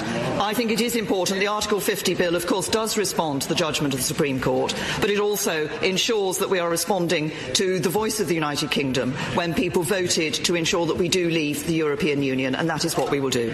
Now, I think you have the same clip of the vote that took place regarding your EU nationals who were already. Let me see where it is now. Damn it! Who are already in the UK? And this was a. I don't have a clip about that. Oh, no. I do. Here it is. So they voted. The House of Lords kind of defied the Brexit bill by saying. The 3 million EU citizens who are here already will get to stay after. This is a big point of contention. Yes. And so they basically are forcing Theresa May's hand on this. British ministers are expected to try to overturn an embarrassing defeat in the House of Lords on the government's Brexit bill when the legislation returns to the House of Commons. Peers in the upper chamber defied Prime Minister Theresa May in favour of an opposition amendment guaranteeing the rights of EU nationals living in the UK after Brexit. They have voted. The government said the defeat was disappointing, but made clear they are determined to reverse it in the lower chamber. 256, so the contents have it. These people need to know now, not in 2 years' time or even 12 months' time. They simply can't put their lives on hold. I now want to say to the government, you can't do negotiations with people's futures. They're too precious to be used as bargaining chips. I beg to move. Mrs May has previously argued the government will take decisions on EU immigration. There will still be people coming to the United Kingdom from the European Union when we leave the EU. The crucial issue is that it is this government that will be making decisions about our immigration system for people from the European Union. There is a growing consensus that this issue must be resolved before Article 50 is triggered, and the Prime Minister is becoming increasingly isolated. Trickery, all kinds of trickery going on. Well, she's not becoming isolated by any means, and this is just the House of Lords. This is just they're just talking about the 3,000 or so people that are their servants, butlers and maids. I'm telling you, the unelected House of Lords. Oh, we can't have that. I need my Polish nanny. We got these people here, and we've been well trained. They know the building. They know where the office is. My giant house. We can't have that. I totally agree with you, man. The Right Honourable Mr. Dvorak. So the only other one I have was something that I thought was kind of funny. It was a little light, but it was about an important point, which is to get microbeads out of the environment. And I don't know if you know what that means. No, what's a microbead? Well, microbeads. I remember the first time I encountered microbeads, and this is silly, but it was a washing solution made by oil of old ladies. And and you could use it against, when I was at Tech TV, they'd use a ton of makeup on me and make me presentable, and you have to wash this crap off. That's a bit of a microaggression, by the way, ageist microaggression. Yeah.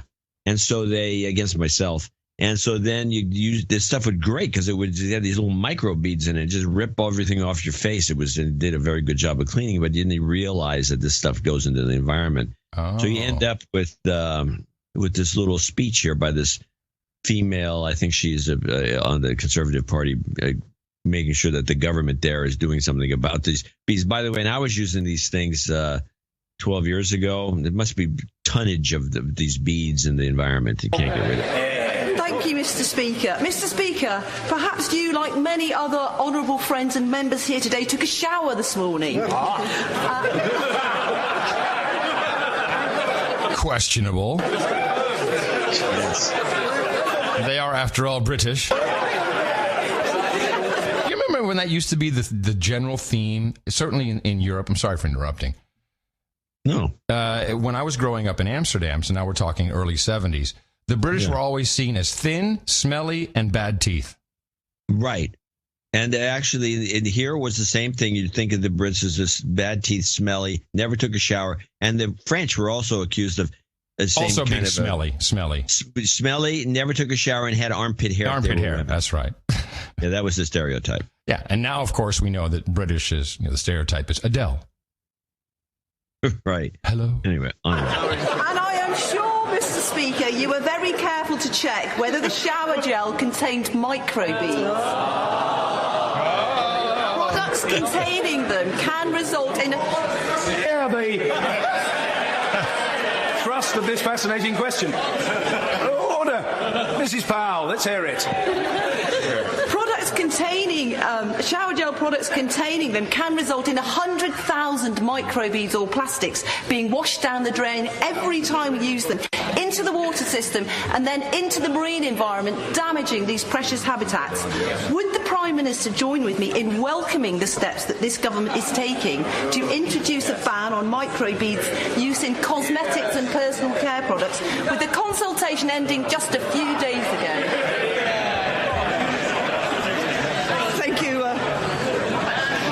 Thank you, Mr. Speaker, and I think I should.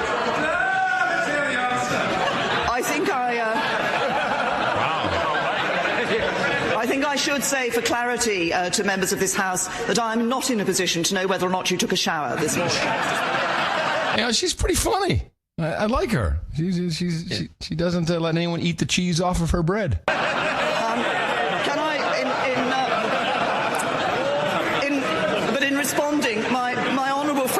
My honourable friend has raised a very important point, and it is completely unnecessary to add plastics to products like face washes and body scrub where harmless alternatives can be used. As she referred to at the end of her question, our consultation to ban microbeads in cosmetics and personal care products closed recently. We're aiming to change legislation by October 2017, and we also asked for evidence of what more can be done in future to prevent other sources of plastic from entering the marine environment, because we are committed to being the first generation ever to leave the environment in a better state than it was inherited. And I'm sure that together we can all work to bring an end to these harmful plastics clogging up our oceans. Yes. You know, she said in future. Of course she did. In future. When I'm wearing headscarf and I'm in country. Dropping these. Now, I think you have this clip, but I'll play it. Or at least this report. I think this is from Euronews about Marie Le Pen, and the European Union has, these. They're so anti-free speech in the European Union. They are now have taken away her parliamentary immunity for a couple of tweets she has sent out. Marine Le Pen has lost hold on, her. Stop. Just as background, this weren't done. These tweets are not new. No, they're 2 years old. Tweets. 2 years old. Yeah, this is the same thing they did with Geert Wilders. Oh, we're going to take you to court. We're suing you for riling people up against Muslims. Right. They've taken her to court before and she won the case. But yes, play. And I said Marine, but I meant Marie Le Pen. Marine Le Pen has lost her EU parliamentary immunity. European Union lawmakers have lifted the exemption which shielded the French presidential candidate from prosecution. The leader of France's far-right Front National is under investigation in France for posting 3 graphic images of Islamic State executions on Twitter in December 2015. They included the beheading of American journalist James Foley. The vote passed. Which, by the way, is bullshit because there was no actual video of the beheading. You saw him with a knife, and then it faded to black, and then you remember that, and then you saw some kind of jacked up. His head was on top of the body. Yeah, some jacked up thing. So she could not have tweeted that actual event was not on video. In December, that's kind of beside the point. I understand. 2015, they included the beheading of American journalist James Foley. The vote passed on Thursday by a large show of hands in the plenary of the EU Parliament, confirming a preliminary decision taken on Tuesday by the Legal Affairs Committee of the EU legislature. Marine Le Pen now faces possible legal action against her. The offence being considered is publishing violent images. That can carry a penalty of 3 years in prison and a fine of €75,000. How does that work? Are these EU laws or are they French laws? I think they're EU laws. Maybe they're French laws. So they're dumb. No, it's not just dumb. It goes against basic human rights, I would say. It's very strange. I mean, my report's not much different. Mine just came from RT, so they have a little more of the needle in there because of their take on it. We want to listen to it? Yeah, might as well. Yeah, that's cool. Hello again. Now, French presidential candidate Marine Le Pen could face up to 3 years in prison. That after the EU Parliament voted overwhelmingly in favour of removing her immunity over images she tweeted of Islamic State executions. If you have immunity, isn't the whole point that you have immunity is you can do things like this, which would be edgy? And you can't change the immunity ex post facto. I mean, that's our Constitution doesn't let you. Oh, what did the guy do? He kicked the can down the road. Oh, let's make a law against that and then charge him with kicking the can down the road last week. You can't do that. That's illegal. Well, you can in the EU's. She tweeted. Yeah, by the way, that means in the EU they can do all kinds of things. That's just that's just not fair. No, it's not fair, man. It's not fair, man. State executions back in 2015. Well, back then, a French journalist compared Le Pen's ideas to that of Islamic States, and in response, Le Pen posted 3 graphic images of ISIL killings with the caption, "This is ISIL." But only now has her tweet caused uproar with EU officials. Well, RT got comment from the Secretary General for an EU organisation for which Le Pen is the co-president. It's the poor way of EU globalists, and an easy hypocritical excuse to target Marine Le Pen. It's the same manoeuvre used against Brexit and Trump. The people are not blind anymore. We are confident she'd win any potential trial in this case, if that ever happens. Well, a second round of voting on Le Pen's immunity could take place this week. For her privilege to be revoked, the VAT vote requires a unanimous decision by EU lawmakers. This isn't the first time the French National Front leader's been caught up in an immunity scandal either. Back in 2013, she compared Muslims praying outside a building to a Nazi occupation, but in December of 2015, those charges were dropped under the Free Speech Act. My colleague, Yunan Anil. It goes on with more moaning. I just want to stay in France for one moment. We have another contender, François Fillon. But before you go to that, I just want to say, I think the French public, which keeps very well informed, has got to see this, and this is like more a promotion for her. Totally.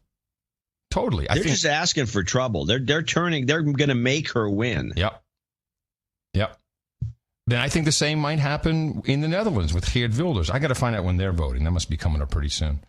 Here's one of the contenders, François Fillon. He's had a lot of problems, and this is not good because the elites certainly don't want Le Pen to win. So I guess they had some hope on this guy, but it's not looking good for him. François Fillon has suffered yet more blows in his bid to become the president of France. With an ever-deepening financial scandal looming over him, he's lost the support of a centrist party and a key member of his campaign team, Bruno Le Maire, who's resigned. Fillon delayed a visit to the Paris agricultural fair, which fueled speculation he was on the brink of quitting. But speaking earlier, he was defiant. It is indeed a political assassination, he says, but through this disproportionate attack without a known precedent, through the choice of this date, it's not only me they're assassinating, it's the presidential election. Fillon has lost the backing of the UDI party, who suspended support for him after it was announced the Republican was to be put under formal investigation over the scandal now known as Penelope Gate. Rivals Emmanuel Macron and Marine Le Pen have both visited the agricultural fair in recent days on the campaign trail. Opinion polls currently have Fillon behind the far-right candidate Le Pen and centrist Macron, who's consolidating his status as favourite to win a second-round head-to-head against the National Front leader. Despite slipping down the polls, Fillon's still the only candidate who's secured the 500 signatures needed from local mayors to run for president.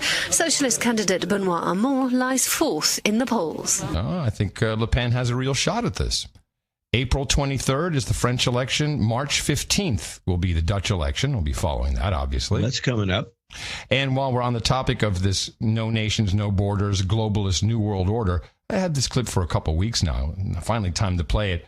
Farage explains what motivates globalists. So the nation state is such an obvious arrangement. It was organic. People created them because they wanted them. I guess the obvious question is, why did so many people in power spend so much time trying to obliterate them? What was their motive? Well, one of the motives was that France and Germany, every 25 years, kept fighting each other. Exactly. So they kind of wondered, how do we stop the Germans from crossing the Rhine and trying to smash the French? And they thought if they merged the two countries, that might be a way to do it. But just as with communism, the big idea that came before this, the road to hell can be paved with good intentions. The mistake they made was this: provided nation states are democratic, they will not fight and they will not go to war with each other. And if you try and give people a false identity, a false flag, a false god, if you like, then they will rebel and turn against it. And I think that what the European Union was kind of a prototype for a bigger form of global government. And had Hillary Clinton won, you would have become part of it. So thank goodness that Trump has stopped the rot. And oh, how they laughed at me when I said this was the plan years ago. Who's they? You. What? I would bring up the Trilateral Commission and, the New World Order. Yeah, you would chuckle.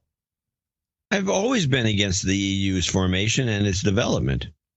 Right, but, And I've always been against one world government. Okay, good. I want to say... I don't know why, and I wasn't laughing at you over that. Okay. And who's they? I'm only a single person, so there had to be other people involved. Everyone who called me a conspiracy theorist. They're against me. me. They hate me. I'm not paranoid. In the morning to James Thompson. For Lent, he is going to completely eliminate all news sources and only rely on the best podcast in the universe.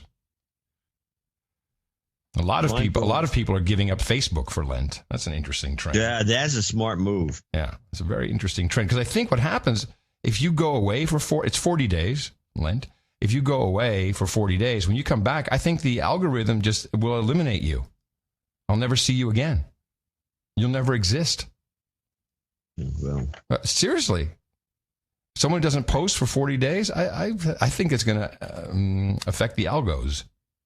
Yeah, good. So I'm going through. Good. Yes, good. I think so. I'm going through. One of the things, just a little off topic.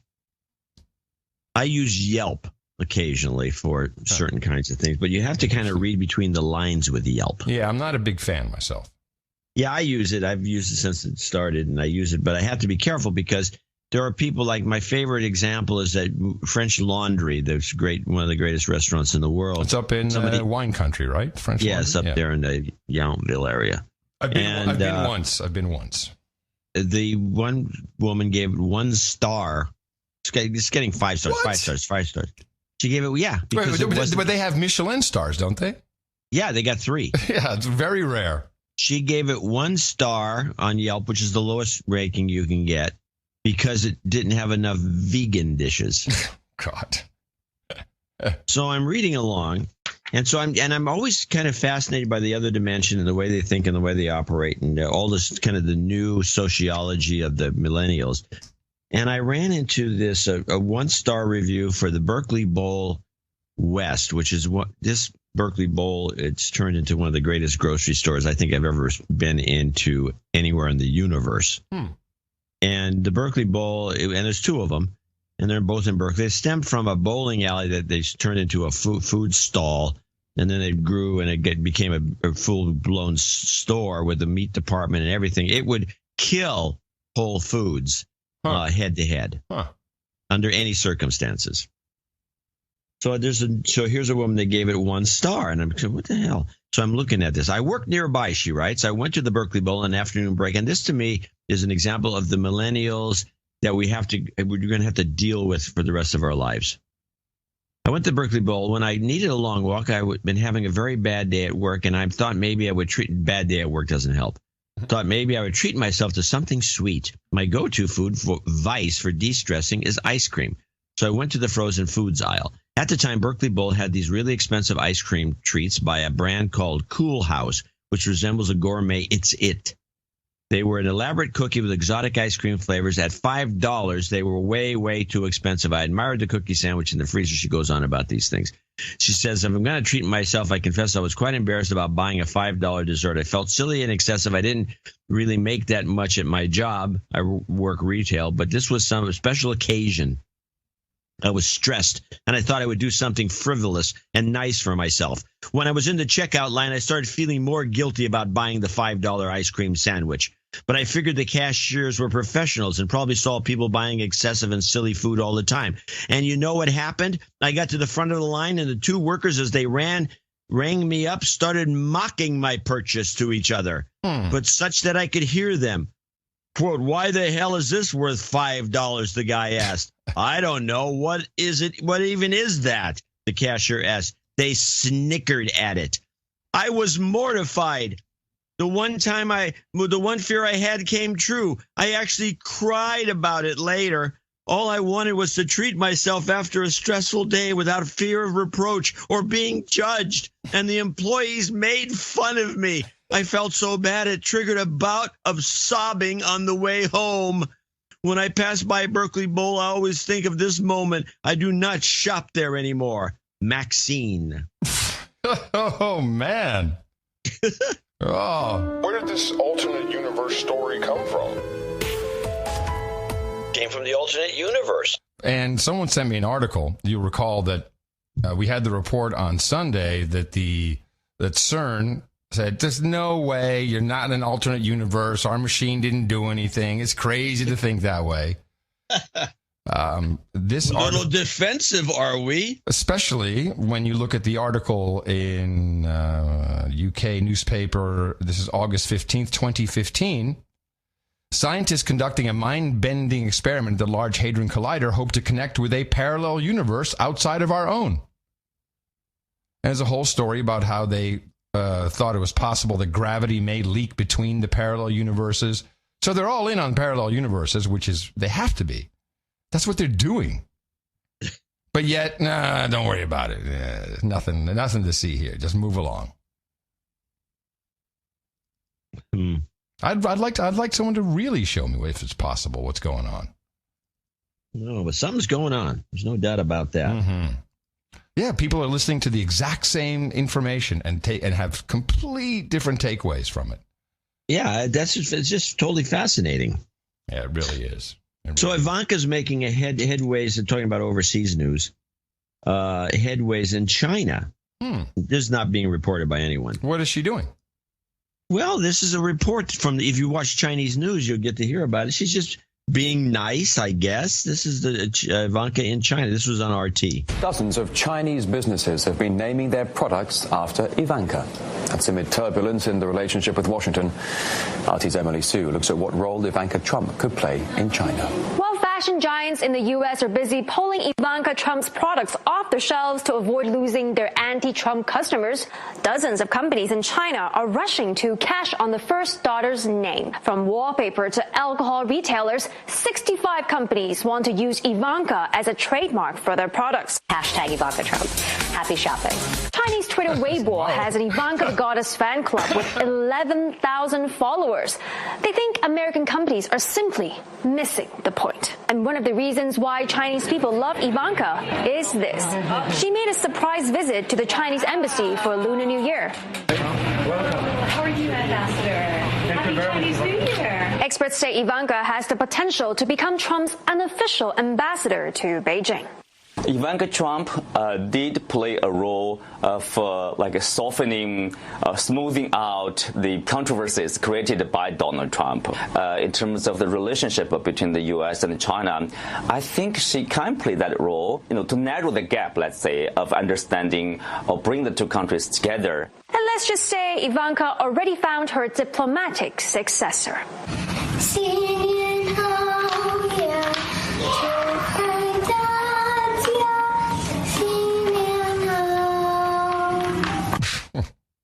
It's Trump's daughter singing some song with a marionette. Granddaughter, I presume. Granddaughter. Yeah. No, it's no. Is it the granddaughter? Oh, Ivanka's daughter. Ivanka. I'm sorry, you said Trump. I just immediately presumed. Ivanka's daughter with a singing something. I don't know if it's Chinese. I couldn't tell, but she had a marionette of a Chinese dragon bouncing around, and she was playing with it. It was very funny. So she's making. This woman is a fantastic asset. She is to the administration. I have a ISO of her daughter.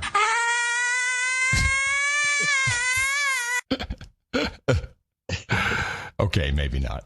Always good for a cheap laugh. Funny. Hey, this photograph of the historically black college, were they provost or principals or directors?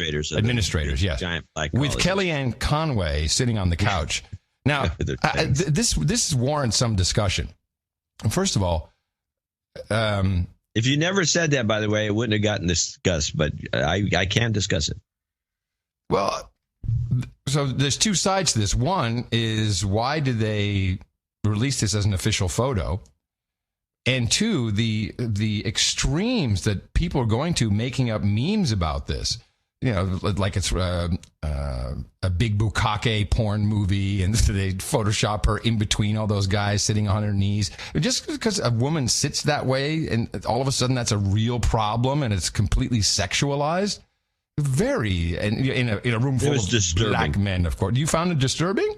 No, I found it disturbing that anyone got upset about it. Really? When I saw the picture, I saw, there she is making herself comfortable. Yeah, I didn't think much about it. It looks like she's sitting there and she's working and doing her thing, and it didn't bother me at all. But then the alternate universe kicked in. It's like, whoa. Oh, yeah. Whoa. And she's disrespectful. What's she doing? And D.L. Hughley, is he still on SNL? Was he ever on SNL? I don't think he's ever been on SNL. I think he maybe is a guest or a guest host. What is he? What was his name? Stand-up guy, and he does some movies. Well, he does a morning radio show. He's even back announcing a song, which is interesting. I don't know what radio station it is. Just listen to his takeaway from this photo. That was Tupac. I ain't mad at you. So I was, getting up early, going over social media like I always do, preparing for the show and writing material for the gig, and I see a picture of all of these bright, shining faces at SBC, the presidents of the HBCUs with Donald Trump. I also see Kellyanne Conway with her shoes all folded up on the couch. I'll just say optically, when somebody important walks into a room, or if you got your shoes off and you fold up on the couch, you have little regard for them at all. You have little regard for them at all. You don't get up when the help comes in. So you have little regard for them at all. And all these HBCU presidents that have gone to talk to Donald Trump, I'll say this. Donald Trump didn't care about the students that went to his university. What the hell makes you think he's going to care about the ones that go to yours? Let me tell you something. I read an amazing article that was in the Root that Donald Trump has the lowest approval rating of any president in history, but where he does overwhelmingly well is white people. White people love what he's doing. Those pictures that he takes with black people aren't for black people. They're for white people. They're to normalize them. They're to go, oh, well, see, look, it's not so bad. What Donald Trump has been successful in doing, he only talks to the news outlets that are favorable to him, and he only talks to the black people he thinks that he can get something out of. You are a brochure. That's what you were doing. You were a brochure. Much like those brochures you used to recruit students, that's the brochure. You're a brochure. Okay. Makes nothing but sense. So these black colleges need a lot of help, and it was recognized. I don't see why that guy would try to submarine the whole thing. But okay. But this is the alternate universe and an ultimate example of fake news. You know it's true. This is fake news. You know it's fake news. Nothing like a new jingle. Yeah. Well, anyway, so I thought there's a couple of possibilities. One, that couch, I don't know how old that thing is, but it's a possibility. I mean, besides, maybe it's very comfortable and you just want to sit on it like that.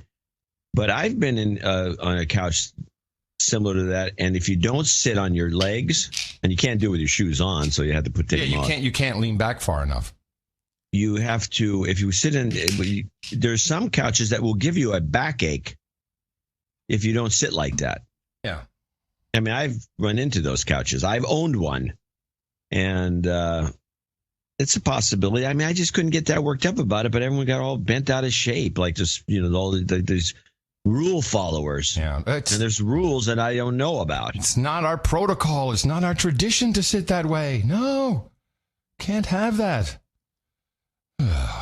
So tiring. I see no letting up either. I don't see it letting up. It just continues to go. Continues. Well, your buddy's in the news. Uh-oh. It's just a gratuitous couple of clips because of you. I'm doing this as a favor to you. Okay. Because Tulsi Gabbard. Oh, yes. Yeah, the future president of the United States. Could be.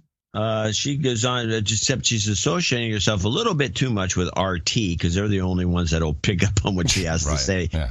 Our mainstream media doesn't care. And after this, there's one real interesting story that the mainstream media is completely ignoring. But let's listen to Tulsi give her bitching and moaning about Syria. Meanwhile, U.S. Is this Gabbard won. Representative Tulsi Gabbard has called on the White House to curb its support for Syrian rebel groups. She was joined by colleagues and anti-war activists on Capitol Hill. For years, the U.S. government has been supporting armed militant groups who are working directly with and oftentimes under the command of terrorist groups like al-Qaeda in their fight to overthrow the Syrian government. The fact that our resources are being used to strengthen the very terrorist groups that we should be focused on defeating should alarm every member of Congress and every American. This madness must end. And where was this speech given?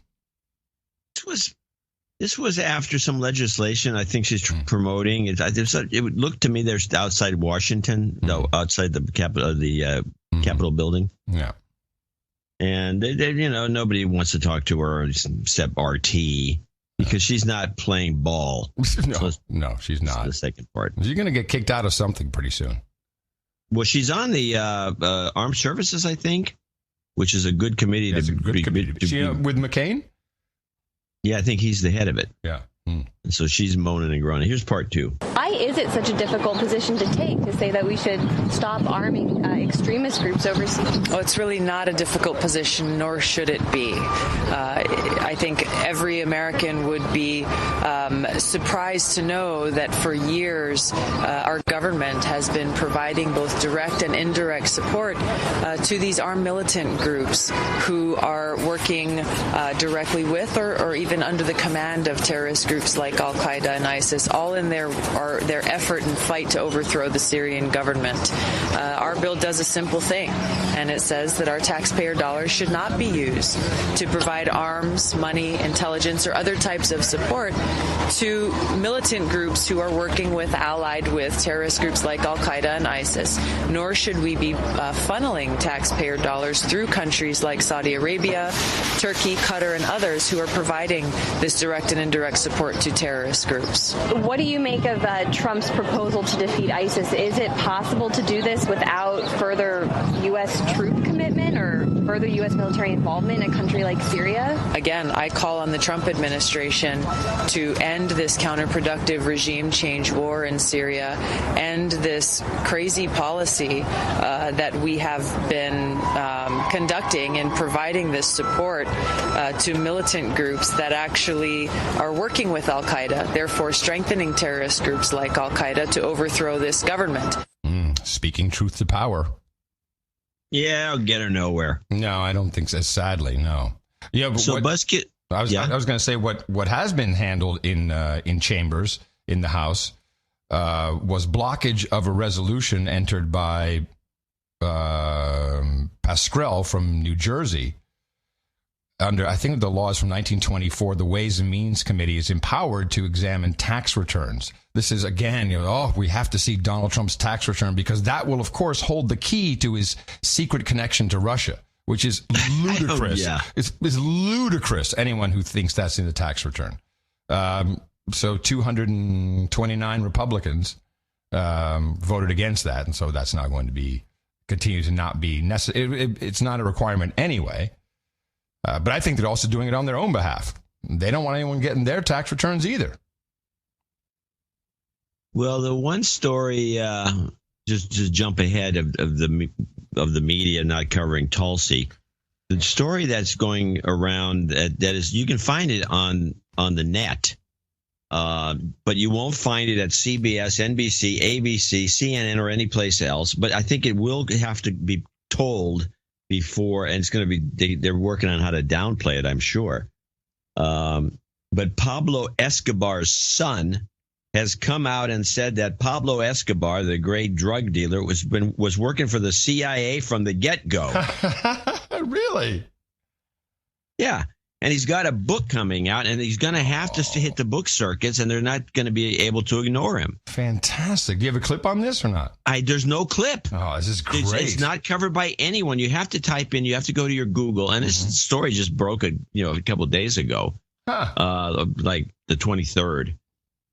You have to go type in. Let's see, what do I type in on this one? Are you using Bing? Pablo Escobar's son, CIA, and you'll get all these stories. Here's one on the Falling Darkness website.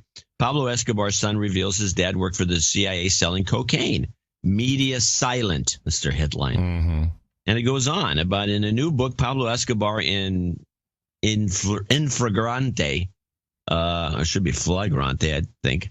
He lives under the pseudonym Juan Sebastian Marican, explains his father worked for the CIA selling cocaine to finance the fight against communism in Central America. Right, that was Iran-Contra. We already knew this, but now it turns out that they're, just more confirmation about the CIA's involvement to such an extreme that it's embarrassing. And no. Well, Let's do not would you cover really this. expect CBS to report on that? CBS will be the last one, but they're going to have to. As this story keeps going on and people keep pointing. I'll put a link to this in the show notes. A couple of people in the chat room are already finding stuff. This is very interesting. Yeah. It's very interesting and totally ignored on purpose. But according to Rosie O'Donnell, the internet rules and the media is everywhere, so they can't stop it. I think in this regard, at some level, they can't. Well, no, but of course they can. But it won't matter. It won't matter. It won't matter. No, it doesn't really matter. It'll just be a bunch of crackpots saying this stuff. Speaking of books, I do have a couple questions about this one. I want to know what you think about the book deal for Michelle and Barack Obama. $65 million. One book from each. I'm not sure who this guy is, but he had a funny commentary on the book deal. And you say? Well, I liked Obama's previous book because it was one of the great works of fiction, with his composite girlfriend and his imaginary racist white friend, and he wrote, I remember he wrote about his grandfather in Indonesia who supposedly died in the colonial struggle against the Dutch, but actually died falling off a chair while changing the drapes. So if he manages to come up with as spectacular a work of fiction as that last one. This will be up there in Harry Potter country. I'm hoping he will have like a composite jihadist he releases from Gitmo to go off and kill people around the world, or maybe an imaginary ISIS commander that he drones in his sleep. I think this could be, as I said, right up there with J.K. Rowling as one of the great works of fiction. Now, stepping from the straddle into the other universe, if the shoe were on the other foot, I believe it would be easy to say, whoa, maybe this is a payoff. Who is paying for these books? And is this a normal amount of money? John C. Dvorak, the honorable publishing. Well, from my experience, it's very abnormal, but it's not. It's always presupposed that, because this book deal came out of an auction. Oh, and the auction market isn't what it once was, but the auction used to be you'd have a book proposal and you'd have an agent. The agents always do these auctions. The agent would call a number of publishers that might be interested, and because it's going to be an auction, they would inform the publishing companies that we're going to do an auction for the book and they'd have a date and time, and there'd be a huge conference call. And with all these different people from the area, Penguin here, Penguin. Random House, I'm over here. I'm on, I'm good. So everyone checks in, and then they say, we'd like to start the opening bid for the book at $10 million.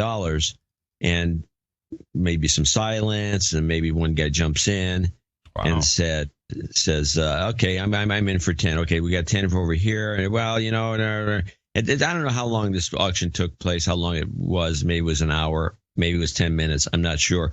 But it was the idea on the agent's part is that if you can get a bidding war, right, you can get these things jacked up way up out of control. They're never going to get $65 million from sales. That I can assure you. And I wouldn't think so.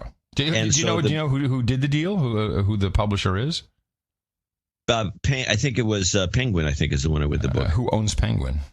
Oh, that's probably Bertelsmann. Well, I don't know. You keep talking, and I'll look it up. Yeah. Anyway, so they got the book, and I think they got stuck in. There's a lot of people at auctions do make the mistake of getting into a bidding war for something they really want, and apparently they really wanted it. It's rare nowadays, and I'm not saying it's not within the realm of possibility that there was a buyout or a payoff or something, because that makes sense at these numbers, but. It could have just been a reality of the odd situation. It looks to me this is owned by Pearson, who of course also do all the educational stuff, don't they? Pearson is a conglomerate. They have they buy publishers, and they do the educational stuff that we bitch about, the Common Core stuff, which Obama was a big proponent of. I'm just looking for a payoff. If there's anything there, well, then maybe it's there. Yeah, but Obama being a big proponent didn't really pay the bills. It seems to me didn't do much. It's also a possibility. It's a big possibility. And Pearson would be. It seems like I'll give you a corruption story. Wait, let me just give you one other piece of data. Half of it, or part of it, is owned by, so this Penguin Random House, owned by Pearson, and Bertelsmann, which is the German media conglomerate. They own 53%, so they own the majority. Yeah, big operation.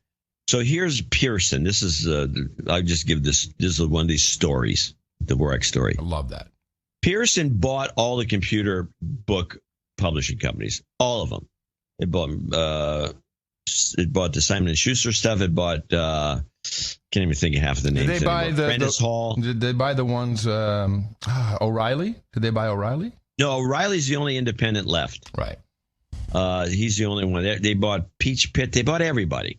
They bought one after another. They bought Q, and Q came out of Q was an interesting operation because that was the only hire for writing operation. They didn't pay royalties. They would hire you to do a manuscript. And then you get a flat fee and you're done. And it wasn't usually that much, like $10,000 or something for a whole book. It's ridiculous. So here's what they do. I had a book, I forgot what it was, and it was from one of the publishing companies. I don't know if I did this deal. I'm sure it was MS-DOS Telecommunications. Yeah, that wasn't it. An instant anyway, bestseller. So I did this book, and then I started to learn the process. I didn't have a bestseller at this time.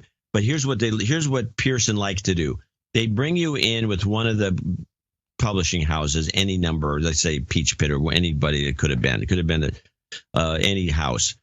Your book is a hit. And so now all of a sudden it is selling, and they're having to pay you royalties. Immediately, Q clones your book. They hire somebody to write the same book, which is easy enough to do. You know, DOS tips or whatever. And you already have a hit. You have a hit, and then they you have a hit that is approaching. It's going to be a hit if it keeps going, and they give you some marketing money. You're going to make a lot of money. But instead of doing that, they put all their efforts to the Q book on the same topic. Yeah. Now imagine they own about 30 small computer book publishers, where there used to be competition between all these different publishers. They're all in the same group. And everything ends up getting funneled to Q because there's no royalty. So if the book becomes hugely successful, they make all the money, and there's the writer is paid his fee and he's done. And so that's what they do. And so you don't see the whole computer book business, and the model for it was completely decimated by these guys. Sounds very much like the music business, actually, with projects and who's important for the label, etc. Very analogous to that. Well, it's a lot of money, that's for sure. It seems like, as you said, they can't make it back ever. No. No. I'm still looking. I think your thesis might be correct. It might be just a payoff. Well, isn't that how you do those things? Isn't that what Hillary Clinton did with all of her speeches? I mean, that to me is all payoff. It's all payoff. Totally. Little bribes. Yeah.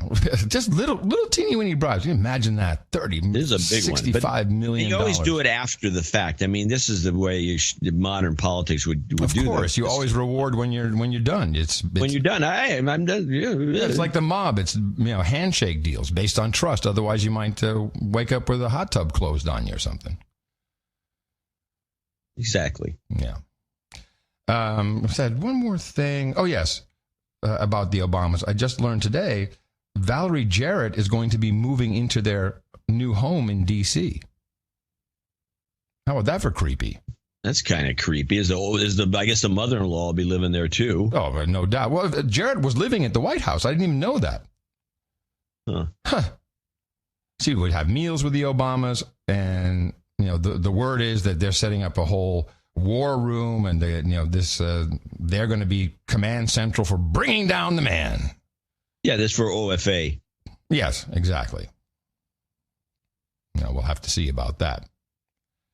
I was so disappointed. I have not watched this show.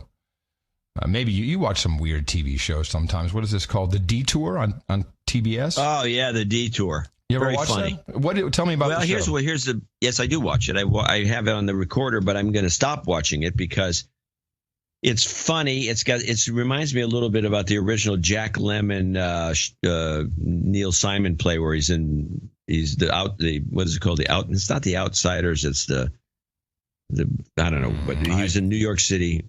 And you should look this up. Go to Jack Lemmon's thing and find it's like one word. Anyway, he goes to New York and all these bad things happen to him. So these guys move out of Podunkville and they move to New York because one of them's got a job, and all these bad things start happening to him because the kids are jerks and nobody knows how to act like a New Yorker, and they're always making these flubs.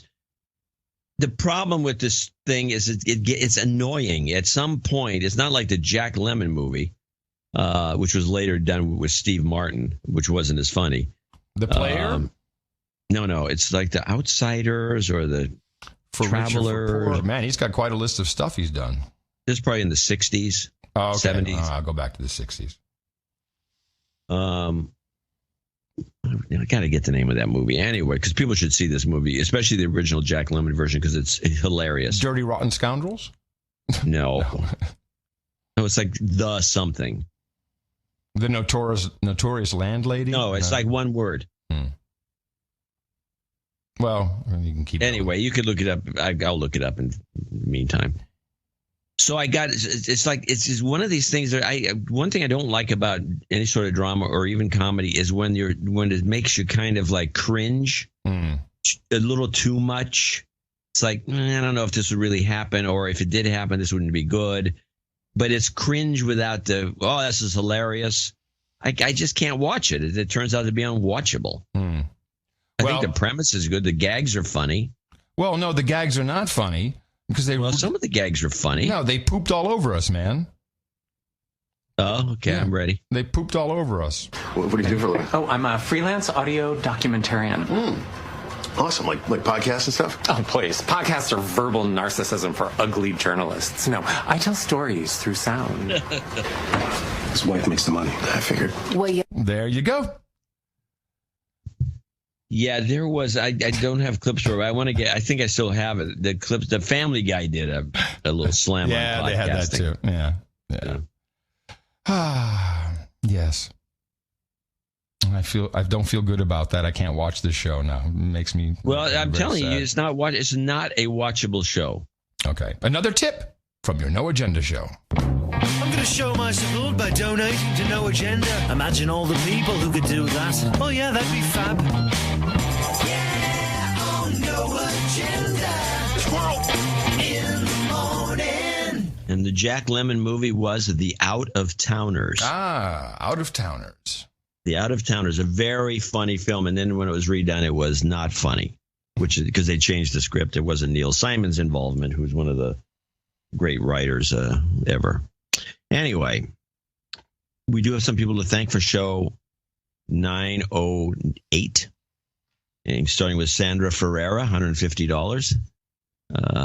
She's directly from the capital of millennials, La La Land, Bushwhack, Brooklyn, where student debt is as high as our minds. I just want to reiterate my appreciation and love for your show.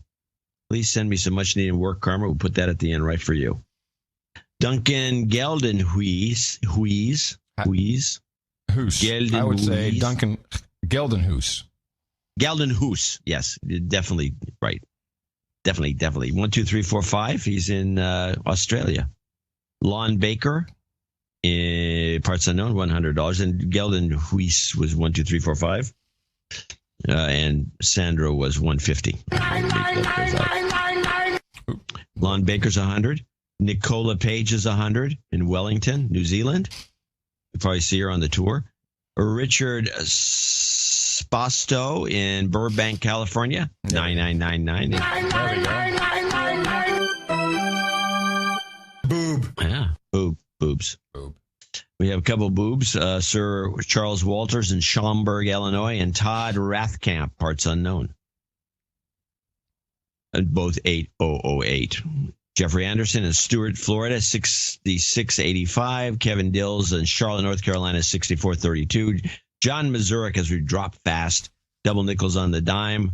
Sir Joe Brandywine, 100.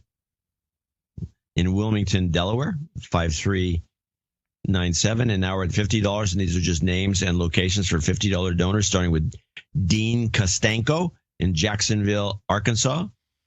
Dennis Brown in Rhinelander, Wisconsin. Lisa Bernier, parts unknown. Matthew Comstock, parts unknown. Sir Peter Totes. Justin Barber in Los Angeles.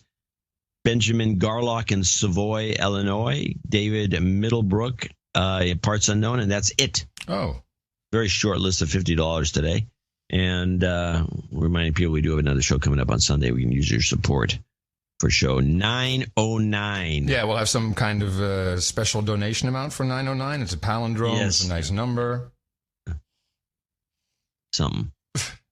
Yeah, you'll figure something out. I also want to thank everybody who supported the program as your producer job requires under the amount of $50. That's typically for reasons of anonymity, but also we have a lot of great subscription plans you can get on to, even night layaways. And it does work. We have people becoming knights every day who've been on the layaway plan for a while. Of course, this is your best podcast in the universe. You support however you can. Really appreciate this. And as John said, another show coming up on Sunday. Dvorak.org/NA. The required karma. Jobs, jobs, jobs, and jobs. Let's vote for jobs. You've got karma.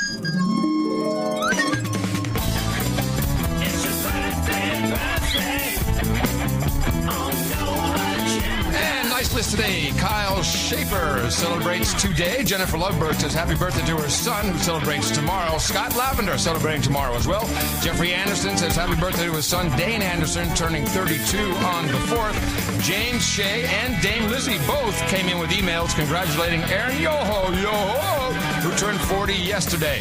And we have David Lovebird, who also congratulates his son, James, as said, 20 years old tomorrow. Congratulations from all your buddies here, the best podcast in the universe. And today we have a knighting and a daming. Nice to have both genders represented. Oops, balanced diet. I'm sorry. Microaggression. Who am I to say that that's their gender? In fact, that should be a requirement. You're supposed to ask. Yeah. Yes. What pronoun would you like for your knight or dame name?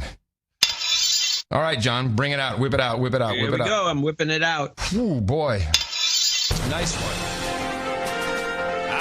Ladies first, Jennifer Lovebird, please step on up here to the podium next to the lectern. And Robert Gusek, both of you have contributed to the No Agenda Show, known as the best podcast in the universe, the amount of $1,000 or more, and therefore you have earned your right at the round table of the No Agenda Knights and Dames, and I hereby pronounce to Kate thee Dame Jennifer of Northern Mexico and Sir Bob of the Dude's Name Ben. For you, we have Hookers and Blow, Rent Boys and Chardonnay. We've got Bad Science and Perky Breast, Johnny Walker Green Label, Hookers and Molly, Ass Cream with Bear Fillings, Porn Stars and Pot, Libertad Librarians and Jaeger Bombs, Three Geishas and a Bucket of Fried Chicken, Vodka Vanilla, Bong Hits and Bourbon, Sparkling Cider and Escort, Ginger Ale and Gerbils, and, of course, Mutton and Mead, everybody's favorite. So both of you, Sir and Dame, head on over to noagendanation.com/rings and fill out all the appropriate paperwork and make sure you tweet it out when we get it back from you. I'm going to look at our list, John, so you can't complain about the list. I'm going to give you the topics on the list and you can pick one. Oh, okay. A good idea, right? This is the infamous No Agenda list. This is a list of stuff we didn't talk about on a show, and then we got irked about it and put it on a list, so maybe we could talk about it someday. Okay, you can choose from Snowden's glasses. Okay. Catholic Church candles. The Nicor Sigma lens dispute. Trump's re-election fundraising. Or the hit list of Trump people. That is our list. Okay, well, I'm going to start with the one at the top, which is the glasses. Snowden's glasses. And now, Snowden's glasses. Backgrounder. Okay, I have a pair of reading glasses that I swear are the same exact glasses that Snowden has, although his are I think his are just props. I'm not sure. But we've always bitched about the fact that he's missing I think it's the left nose guard. The left nose pad. Mm-hmm. On these glasses, the left nose pad fell off. Oh. So now I have a pair of glasses, I believe the same brand of glasses, without the left nose pad. They're extremely comfortable without the pad. I was waiting for it. Now, and I've been trying to analyze this. But so the right one is still on? Yes. And it's more comfortable or just extremely comfortable? It might be more comfortable. I'm not sure, but I know it's comfortable. It doesn't bother me that the pad is missing, because I remember when I've lost pads before, there'd be some like a piece of metal and would gouge you. Yeah. It turns out that these pads, the missing pad, it leaves behind a plastic thingy that is very comfortable. Wow. What is the brand? What is the brand of this? That's some cheap. I don't know what brand it is offhand, but I'm pretty sure they're the same glasses. Seems like a good endorsement. Well, yeah. Lose a pad, still comfortable. But I was stunned by how comfortable they were with the missing pad. Well, so I thought I'd report on it. I think that still, if you're on television and you only wear the glasses when you're on television, because we know he wears contacts. We're the only ones who've ever noticed this. He wears contacts all the time.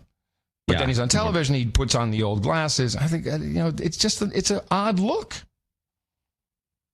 We're the only ones that... have you ever seen it written up that he's missing a pad? No, I don't believe so. The media has not covered the missing pad. No. We're the only show or media outlet of any sort that discusses his missing pad. And thus the report I just gave. So we go into great detail. I love your report. Great depth of reporting that you will get no place else. I would like to play two reports.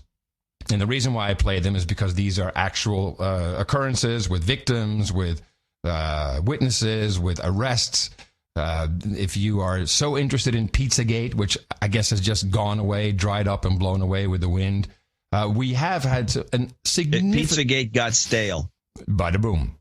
We have had a significant amount of pedophilia, pedosexual rings rolled up recently. I want to play two quick reports of two of the most recent ones. Take a look at these 12 men, all under arrest following a child sex sting called Operation Cupid's Arrow. Ben, Abby, investigators used chat rooms, dating sites, social media, and even online classified ads. Officials say they want this to serve as a warning to predators that they will find you and arrest you. This type of crime cuts to the very core of why it's so important that we keep our children off the internet and at least aware of what they're doing on the internet and away from these sexual predators. Suspects ranging in age from 21 to 70 years old, coming from a variety of backgrounds, including a college student to a well-respected attorney. Proving child predators come in many different forms. That was in Florida, but what happened just this week in the United Kingdom is really egregious. A member of a group advising Pope Francis on how to root out sex abuse in the Catholic Church has quit, citing resistance within the Vatican. Marie Collins, an Irish woman who is herself a survivor of clerical abuse, said the Special Commission had suffered constant setbacks despite the Pope approving all its recommendations. There are still men in the heart of the church, in the Curia in Rome, in the administration of the church, who put other considerations before working with and cooperating with the Commission on the Protection of Minors. The panel, known officially as the Pontifical Commission for the Protection of Minors, was set up in 2014. Collins's decision to leave could undermine its credibility. At the moment, the commission that is charged with speaking to clergy sexual abuse has no survivors of clergy sexual abuse on it. Several people have said that it's hard to imagine the commission having credibility to speak about clergy sexual abuse if there are no survivors present on the commission. The initiative by Pope Francis is an attempt to address the bitter and long-standing scourge of child abuse which has dogged the Catholic Church. The Vatican said Pope Francis had accepted Collins's resignation with deep appreciation for her work. I mean, that's the kind of stuff people should be looking at and investigating. I thought that church stuff was all done and we were rid of it. No. You ever see the movie Spotlight, by the way? No, I haven't. Oh, you should. It's a great movie. Tell me. It's about the Spotlight investigative team at the Boston Globe and when they went after the Catholic priests. Oh, so that's reasonably new then, that movie? The movie was, I think, they won the Academy Award for Best Movie 2 years ago. Huh. Or last year, I'm not sure. No, I'll make sure to watch that. Oh, no, it's a killer movie. It's very well done. It paced nicely, very modern settings. It's just Michael Keaton's the editor. It's outstanding film. Always good. Anyway, I just want to make sure that people hear that. All right, well, let's do... one creepy note while we're talking about that. Beau Biden's widow, Beau Biden died of cancer. Joe Biden's son. His widow has an ongoing affair with Beau Biden's brother, who's married, yeah. Yeah, house wrecker. Well, apparently the Bidens are okay with it. Here's a quote. Who knows what else is I know. We are all lucky that going on. We are all lucky that Hunter and Hallie found each other as they were putting their lives together again after such sadness. They have mine and Jill's full and complete support, and we're happy for them. So is he no longer married? What about the husband? Is he happy too? There's no quote from him about how happy he is. Or unhappy? Yeah. All right. Okay. Let's see. A little talk about Estonia, the bull crap going on. A CBS report to again, make Trump look bad, make the Russians look bad because the Russians are going to attack Estonia. So when they do this report talking about fake news, listen to all the little interesting CBS reportage commentary as it goes along about I mean, it's just mediocre reporting, if not just misleading. I say misleading. Exactly what a U.S. NATO ally is praying for. But sharing a border with Russia, Estonia fears that Vladimir Putin has been emboldened by his conquest in Ukraine. What? His conquest in Ukraine? What conquest in Ukraine? Did the Russians take over Ukraine? That's the story. We're never going to hear it differently. We're always going to hear he invaded Ukraine, even though no. Well, this is like the Georgia story, which we debunked years ago. Yeah. Same thing. The media is just not going to let up with the meme that they create, and they're going to use this meme. So let's continue this little report and see how much more bull crap they deliver. His conquest in Ukraine. Elizabeth Palmer is in Estonia. These may look like soldiers. Actually, they're ordinary men and women with day jobs who volunteer in the Estonian Defense League, a kind of citizens' militia. Here, they're competing in an annual exercise. More than 13,000 of them, prepared to rise up if Estonia were attacked. Right now, they believe their aggressive neighbor to the east, Russia, is enemy number one, especially after its invasion of Ukraine. Estonia has a professional military, too. It was on display in this weekend's Independence Day parade. This small country spends big on defense. It's a fully paid-up member of NATO, and that buys it powerful friends. This year, U.S. soldiers deployed to Estonia were part of the parade, and for the very first time, they brought tanks. Nice tanks. Yeah, that's right. Yeah, a bunch of tanks. It looks like something in Red Square in the 50s. These tanks going down the road. Of course it'll look. So, yeah, okay, we got the invasion of Estonia. There's a bit of truth in this at the end because one of the women who takes part in these volunteer stuff, admits that the likelihood of the Russians attacking is zero, but she plays the game anyway. American tanks on the streets of Estonia's capital send a powerful signal to the people here that the U.S. will stand by its NATO allies. They also send a very clear signal to the Kremlin.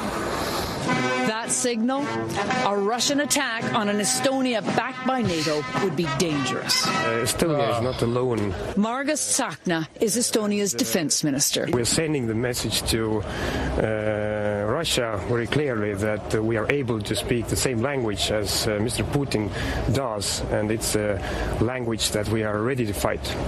And staying ready means constant training. On Saturday, near the town of Voru, local women in the Defense League were learning to use GPS equipment. For Ruth Madla, it's about learning new skills. She doesn't really expect the Russians to invade, but you're part of this force that sends a message. Yeah, and I think maybe it's good to have the message. That message to Russia is loud and clear. Estonia is spending record amounts on its military, and the defense leagues have never had more volunteers. Elizabeth Palmer, CBS News, Tallinn, Estonia. What is the geopolitical significance of Estonia for Russia? Well, if you look, it's just part of the former Soviet Union, so I suppose because they were promoting the idea that Putin wants to reestablish it, so they're just going to attack Estonia for no apparent reason, which is not happening.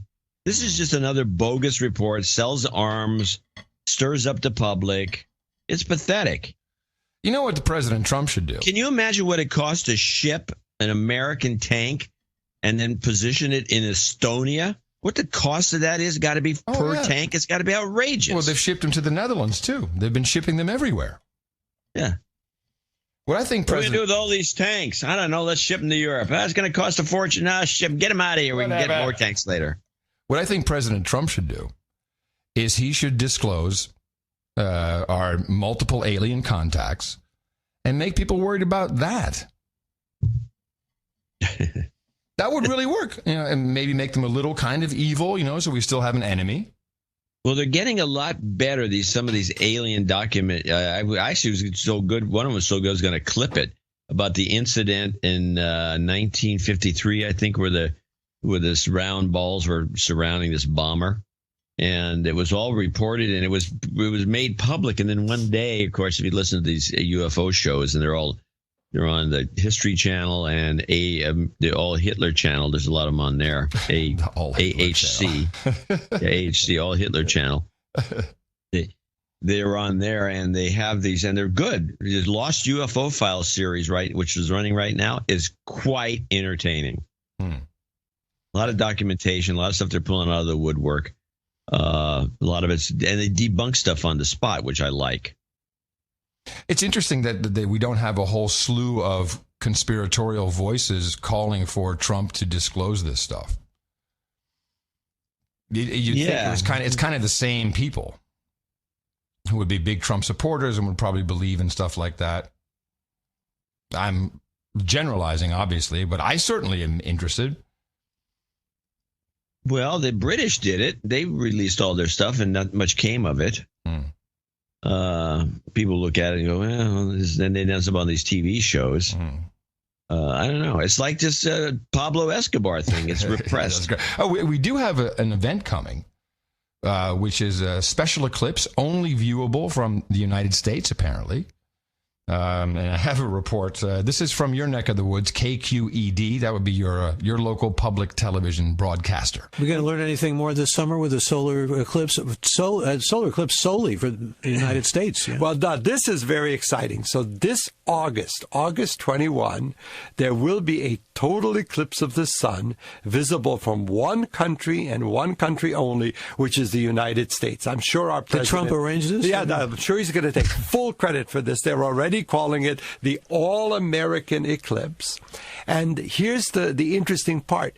The total eclipse is visible only over a path about 60 miles across. So you have to be in that 60-mile path to see the total eclipse. And it goes from a beach in Oregon to a beach in South Carolina, crossing the United States diagonally, and not one large city is in that path. I love how they bring Trump into it. Oh, yeah. Yeah, he's going to claim it. Now, this is the clip I've been waiting to... It's very short, but I've been waiting to play this for a while.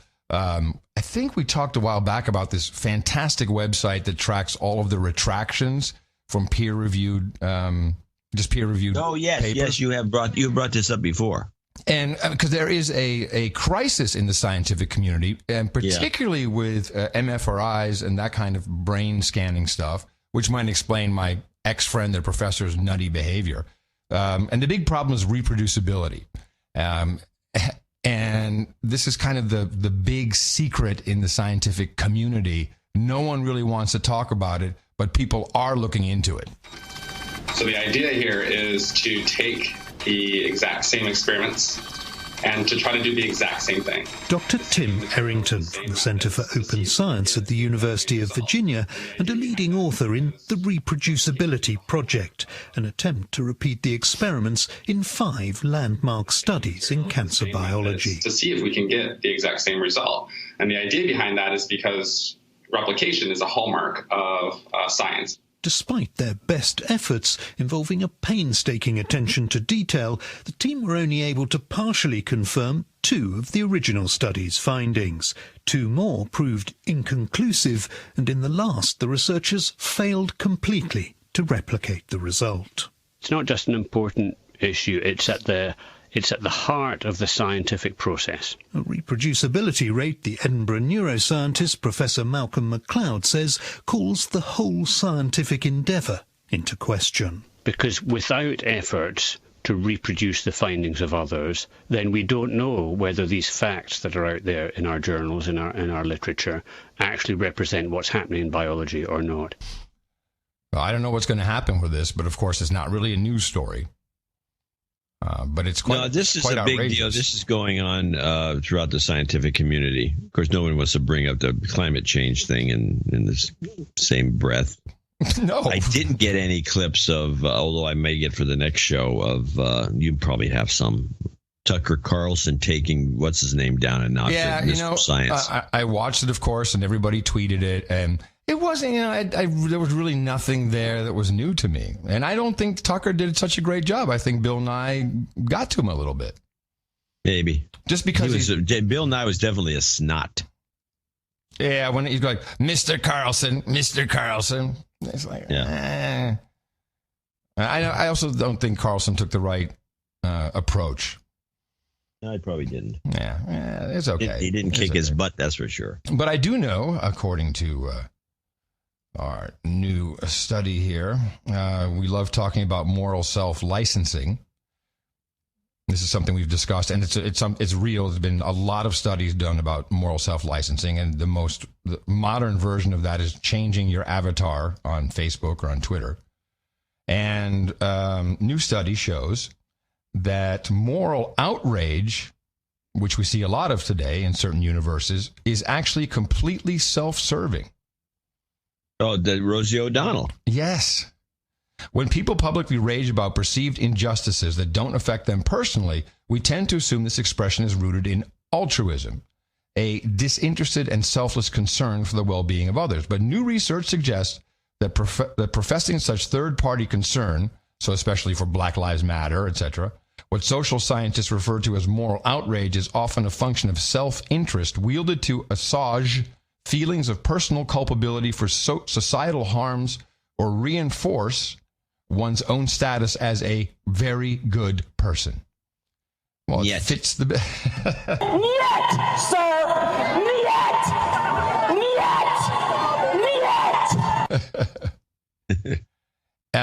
And I think it's completely true.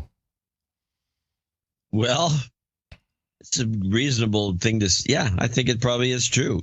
True, too. It just sounds right. Yeah. And we've been seeing nothing but everyone's self-righteous, which I think is just part of this explanation. I mean, just a lot of them. I mean, you're all over Twitter. I have taken to the point now where I'm doing preemptive blocking. And I'm how does preemptive blocking work? I get somebody retweets something from someone I don't follow, and they don't follow me. It's just, but they're obnoxious, and I know if it gets retweeted again, it's something else from the same people, and I go look at their feed. Say, oh my God, this person's insane. And I'll just block them out of the blue. Yeah, I do. What I've been doing is, someone will just start with crap I don't want to hear, puking in my feed. I'll block them. No, I'll say, you're blocked. I'll wait 10 minutes. Then I'll block them. And then I'll go and look at what they're tweeting. How mad they are. And then I unblock them. Well, that's something psycho about what you're up to. Yeah, I'm totally psycho. I've got a couple of clips I wanted to get out of the way over time. This one here, this is the South. I just thought this is more than underreported, but this is like a bad thing, and it's not. It's in South Africa. They're appropriating, which is what they used to do in a number of other countries. Mugabe's country is one of them, where they just take if you're white, we're going to take your property. Right? Yeah, we'll take it back from the farmers. Yeah. South Africa. And to South Africa now, the country will amend its laws to take over land without compensating landowners as it seeks to speed the process of distributing land to the black majority. Now, expropriation without compensation would make a radical policy departure for Zuma's ruling African National Congress. It suddenly signals a shift from a willing buyer, willing seller approach to more radical alternatives. Most of South Africa's land remains in white hands over 2 decades after the end of apartheid, and President Zuma referred a bill allowing state expropriation of land back to Parliament because lawmakers failed to facilitate adequate public participation. So there you go. There's another. So I don't see why people don't see this as racist, but they don't. No, of course not. It's just trying to. No, even things out. We have to redefine the word racism. And language changes all the time. Racism can only be committed by white people. Yeah, privileged. It appears. They're apparently not that privileged, and they're having their land taken away. Here's a clip that I've been sitting on, and it's about Human Rights Watch, and I only kept it going alive because I know this is one of the organizations that you detest. Yes. Yeah, is it Human Rights Now or Human Rights Watch? Watch. Okay. Play it. Israel has refused a work permit for the new regional director of Human Rights Watch. In a letter published by the organization, Israel's foreign ministry claimed the NGO was not a real human rights group and was biased towards Palestinians. The organisation's public activities and reports have engaged in politics in the service of Palestinian propaganda, while falsely raising the banner of human rights. Over the years, the organisation has frequently accused Israel of rights violations, highlighting issues including illegal settlement expansion and exploitation of Palestinian children. It's also blasted Tel Aviv for using banned weapons. Yeah, as a propaganda outfit. That's all that is. USAID funded, just like the White Helmets. And the White Helmets didn't get, a couple of those guys didn't get a visa to come to the Oscars. Yeah, I know. That was pretty funny. I'm surprised you didn't bitch about it more. Oh, on the show, you mean? No, I mean, yes. The show didn't have, except for the other thing, discussing the Oscars again, Jimmy Kimmel was really the only one doing Trump material. And I thought he was pretty funny. Yeah, because it was light. Yeah. It was light Trump material. It was the kind of stuff he'd do on his show. It wasn't really annoyingly offensive. But I got the biggest kick out of Casey Affleck, who we played on the last show, when he won the award. I think it was the Screenwriters Guild or the Directors Guild. The Spirit Awards. The Spirit Awards, right. He won that, and he gave this he blasted Trump. You could see him up there, because he won the Oscar, thinking about it. Mm-hmm. You could just see his gears going. And then he thought better and left the stage with a thank you. Yeah, smart man. That was smart. I have another kind of a hanging clip. This is part of a slam piece that was done on Bannon, but Bannon says something Bannon. We need a nickname for the guy. Sweaty Steve, wasn't it? No, Sweaty Sean and Sweaty Sean, or why don't we say we can call him Queen Bee or King Bee? Well, whatever the case, he says something in this clip that ends with it that we need to discuss, because I don't think anybody except a few of us understand what that actually means. I got it. I found it. Here we go. Penny, this is our Western edition. Have a look at the Great American Divide. Our CBS News poll out today found only 39% of Americans approve of the job that President Trump is doing. But look at this. It's 82% of Republicans who say he's doing a good job, and the Democrats, 6%. Today we heard from the driving philosophical force behind the president, Steve Bannon. And here's our White House correspondent, Margaret Brennan. If you want to see the Trump agenda, it's very simple. It was all in the speeches. In a rare appearance, President Trump's chief strategist, Stephen Bannon, cast himself as a revolutionary. There's a new political order that's being formed out of this, and it's still being formed. But if you look at the wide degree of opinions in this room, whether you're a populist, whether you're a limited government conservative, whether you're a libertarian, whether you're an economic nationalist, we have wide and sometimes divergent opinions. We are a nation with a culture and a reason for being. And I think that's what unites us. He said the goal of the Trump presidency is threefold. The first is kind of national security and sovereignty. The second line of work is what I refer to as economic nationalism. The third, broadly, line of work is what is deconstruction of the administrative state. So deconstruction of the administrative state, which seems like some sort of an intellectual term, I don't think is even remotely understood. Like the efficient government story? What it refers to is a problem that's been taking place in what we would term the technological society, as described by Jacques Alluel in the Technological Society, a book which everyone should read. Oh, I'm writing that one down. Hold on a second. It's an outstanding. Jacques Alluel, E-L-L-U-L. He did a lot. He's a theologian and a sociologist, and he did some great material. The books you want to read are one called Propaganda, and the other one is the Technological Society. And in this technological society, he describes a world that is going to be, for all practical purposes, run and managed by technocrats. Technocrats, yeah. As witnessed by the EU. The EU has these lawmakers that are technocrats, and they're in Brussels, and they make rules for Great Britain and everybody in between. Just sitting around the room as a bunch of technocrats. There's nobody voting. They're just cranking out laws.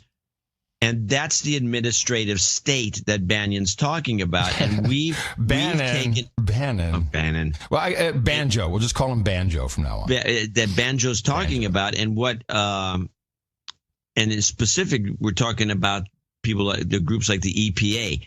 The EPA makes laws. Technically speaking, only Congress can make laws, but they can kind of weasel out of it by giving kind of powers, the administrative state, to some of these agencies, and the agencies then are given free rein to make laws just by having a meeting. Let's make a law and a ruling and a law and a law and a law, and that's what air pollution district I worked for was the same thing.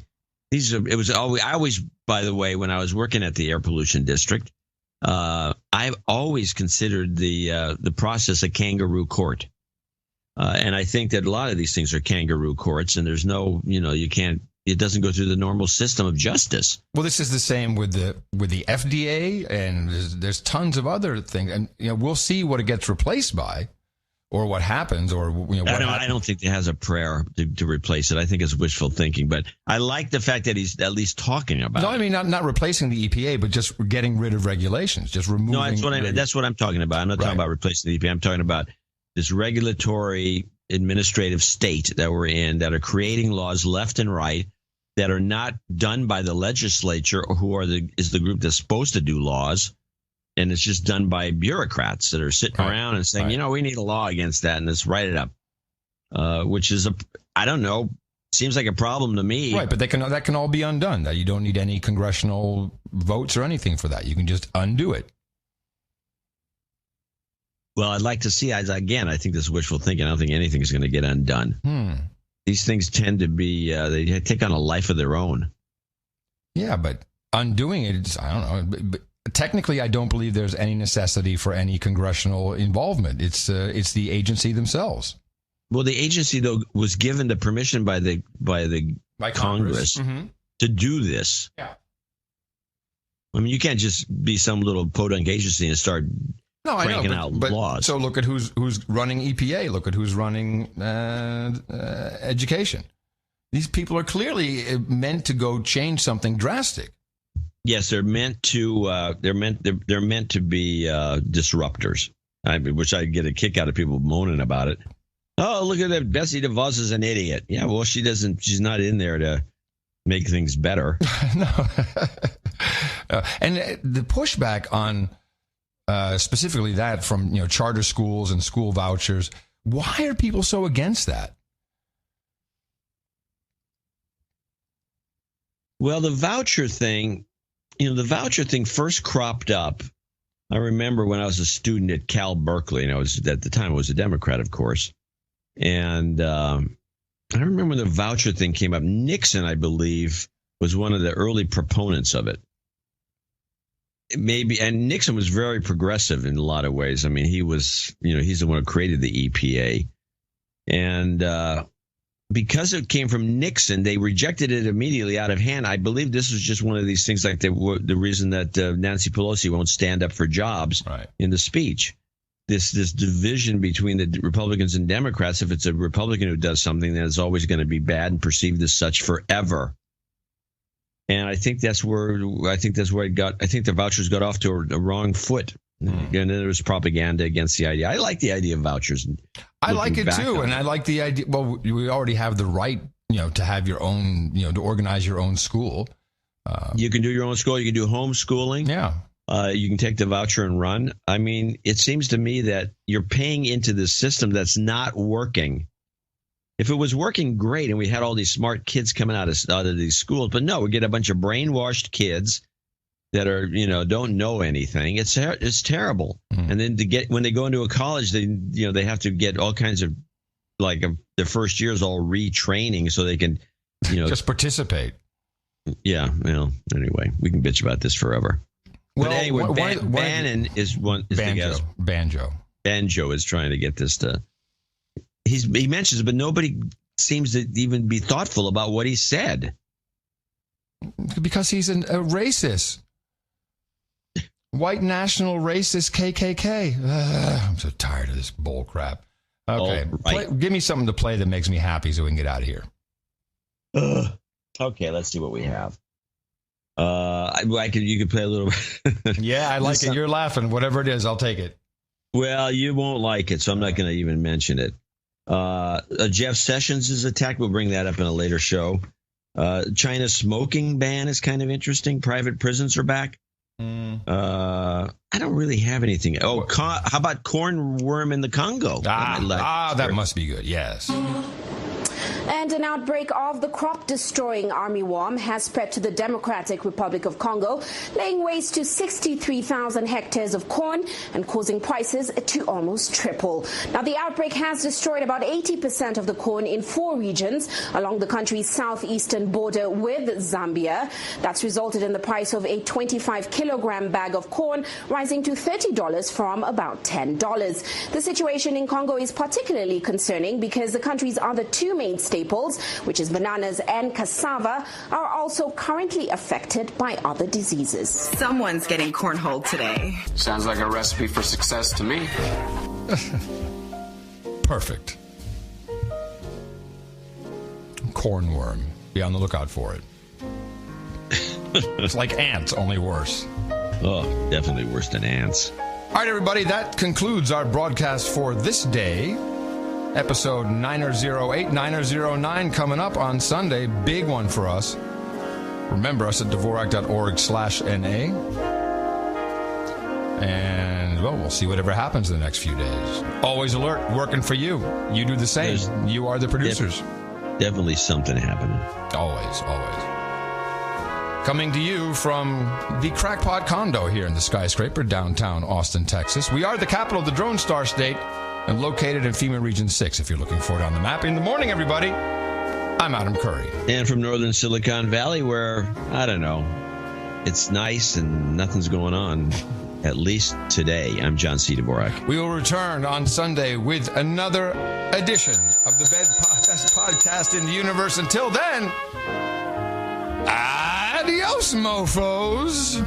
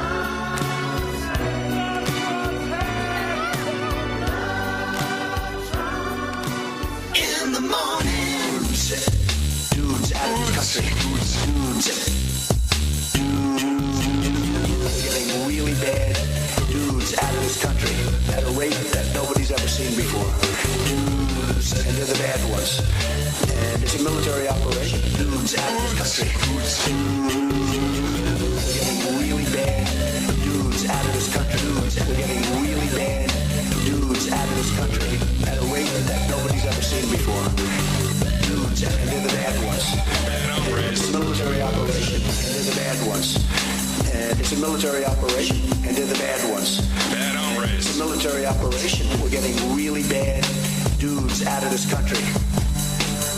Bad hombres. It's a military operation. Dudes out of this country. Dudes.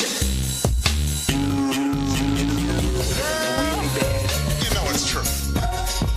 This is fake news. Girl, you know it's fake news. And they take the word fake out.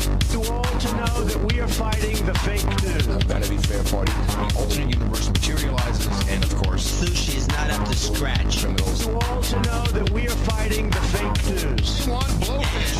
There's other parties all around town. I know I shouldn't do what they. I should just whisper to myself in the bathroom, and I have the put it in the bathroom. All to know that we are fighting the fake news. Sushi. There you go. I want blowfish. And well, you can hear here it is. The alternate universe materializes, and Put it in the bathroom. And I have whispered it to myself in the bathroom. they connect the Mandela effect. Vanity Fair party. Vanity Fair party. But it's whispered in the bathroom. But it's whispered through. There's now they do something interesting. To know that we are fighting the fake news. It's fake, phony, fake. Completely incorrect. We've explored the Mandela effect. We are fighting the fake news. It's fake. And I have the bathroom. It's myself. Fake, phony. Universe, which is completely incorrect. To myself. In the bathroom. And I have it to myself. Well, listen to verse, which is completely incorrect. Phony, fake, phony, fake. And I have it to myself in the bathroom. And I have whispered it to myself in the bathroom. And I have whispered it to myself in the bathroom. And I have whispered that these was completely incorrect. We've explored it's completely the word fake. And they take the word fake out. We've explored the Mandela effect. Well, listen to it. We believe that they're all well, listen to it. Media, I'm not against the press. I don't mind bad stories if I deserve them. Only against the fake news. In play right now, and one theory that exists. Well, listen to it. We believe that they're the universe. Don't mind bad stories if I deserve them. We believe that the universe is the fake news media. Only against the news. Universe is here right now. And this is a bunch of scumbags.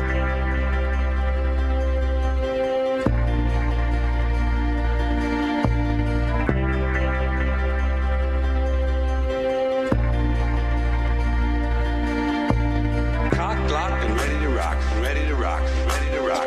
Ready to rock. You can't shut me up. Rough, tough, and hard to bluff. Hard to bluff. Hard to bluff. Hard to bluff. You can't dumb me down.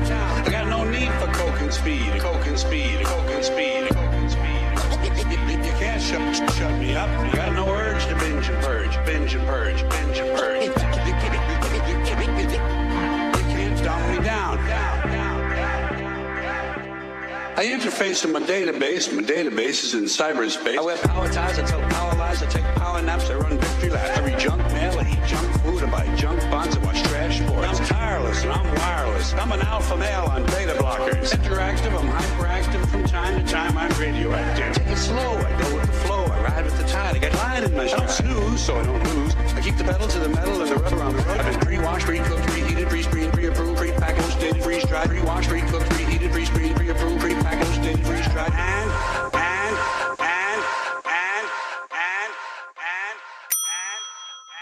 I'm hanging in, there ain't no doubt, and I'm hanging tough. Over and out, over and out, over and out.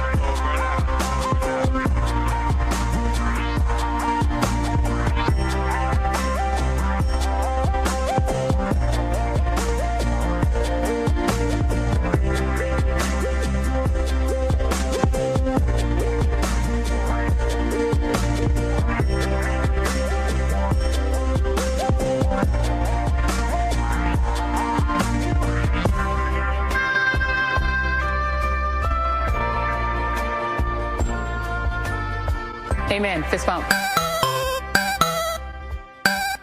The best podcast in the universe. Adios, mofo. Dvorak.org/NA. Нет, sir.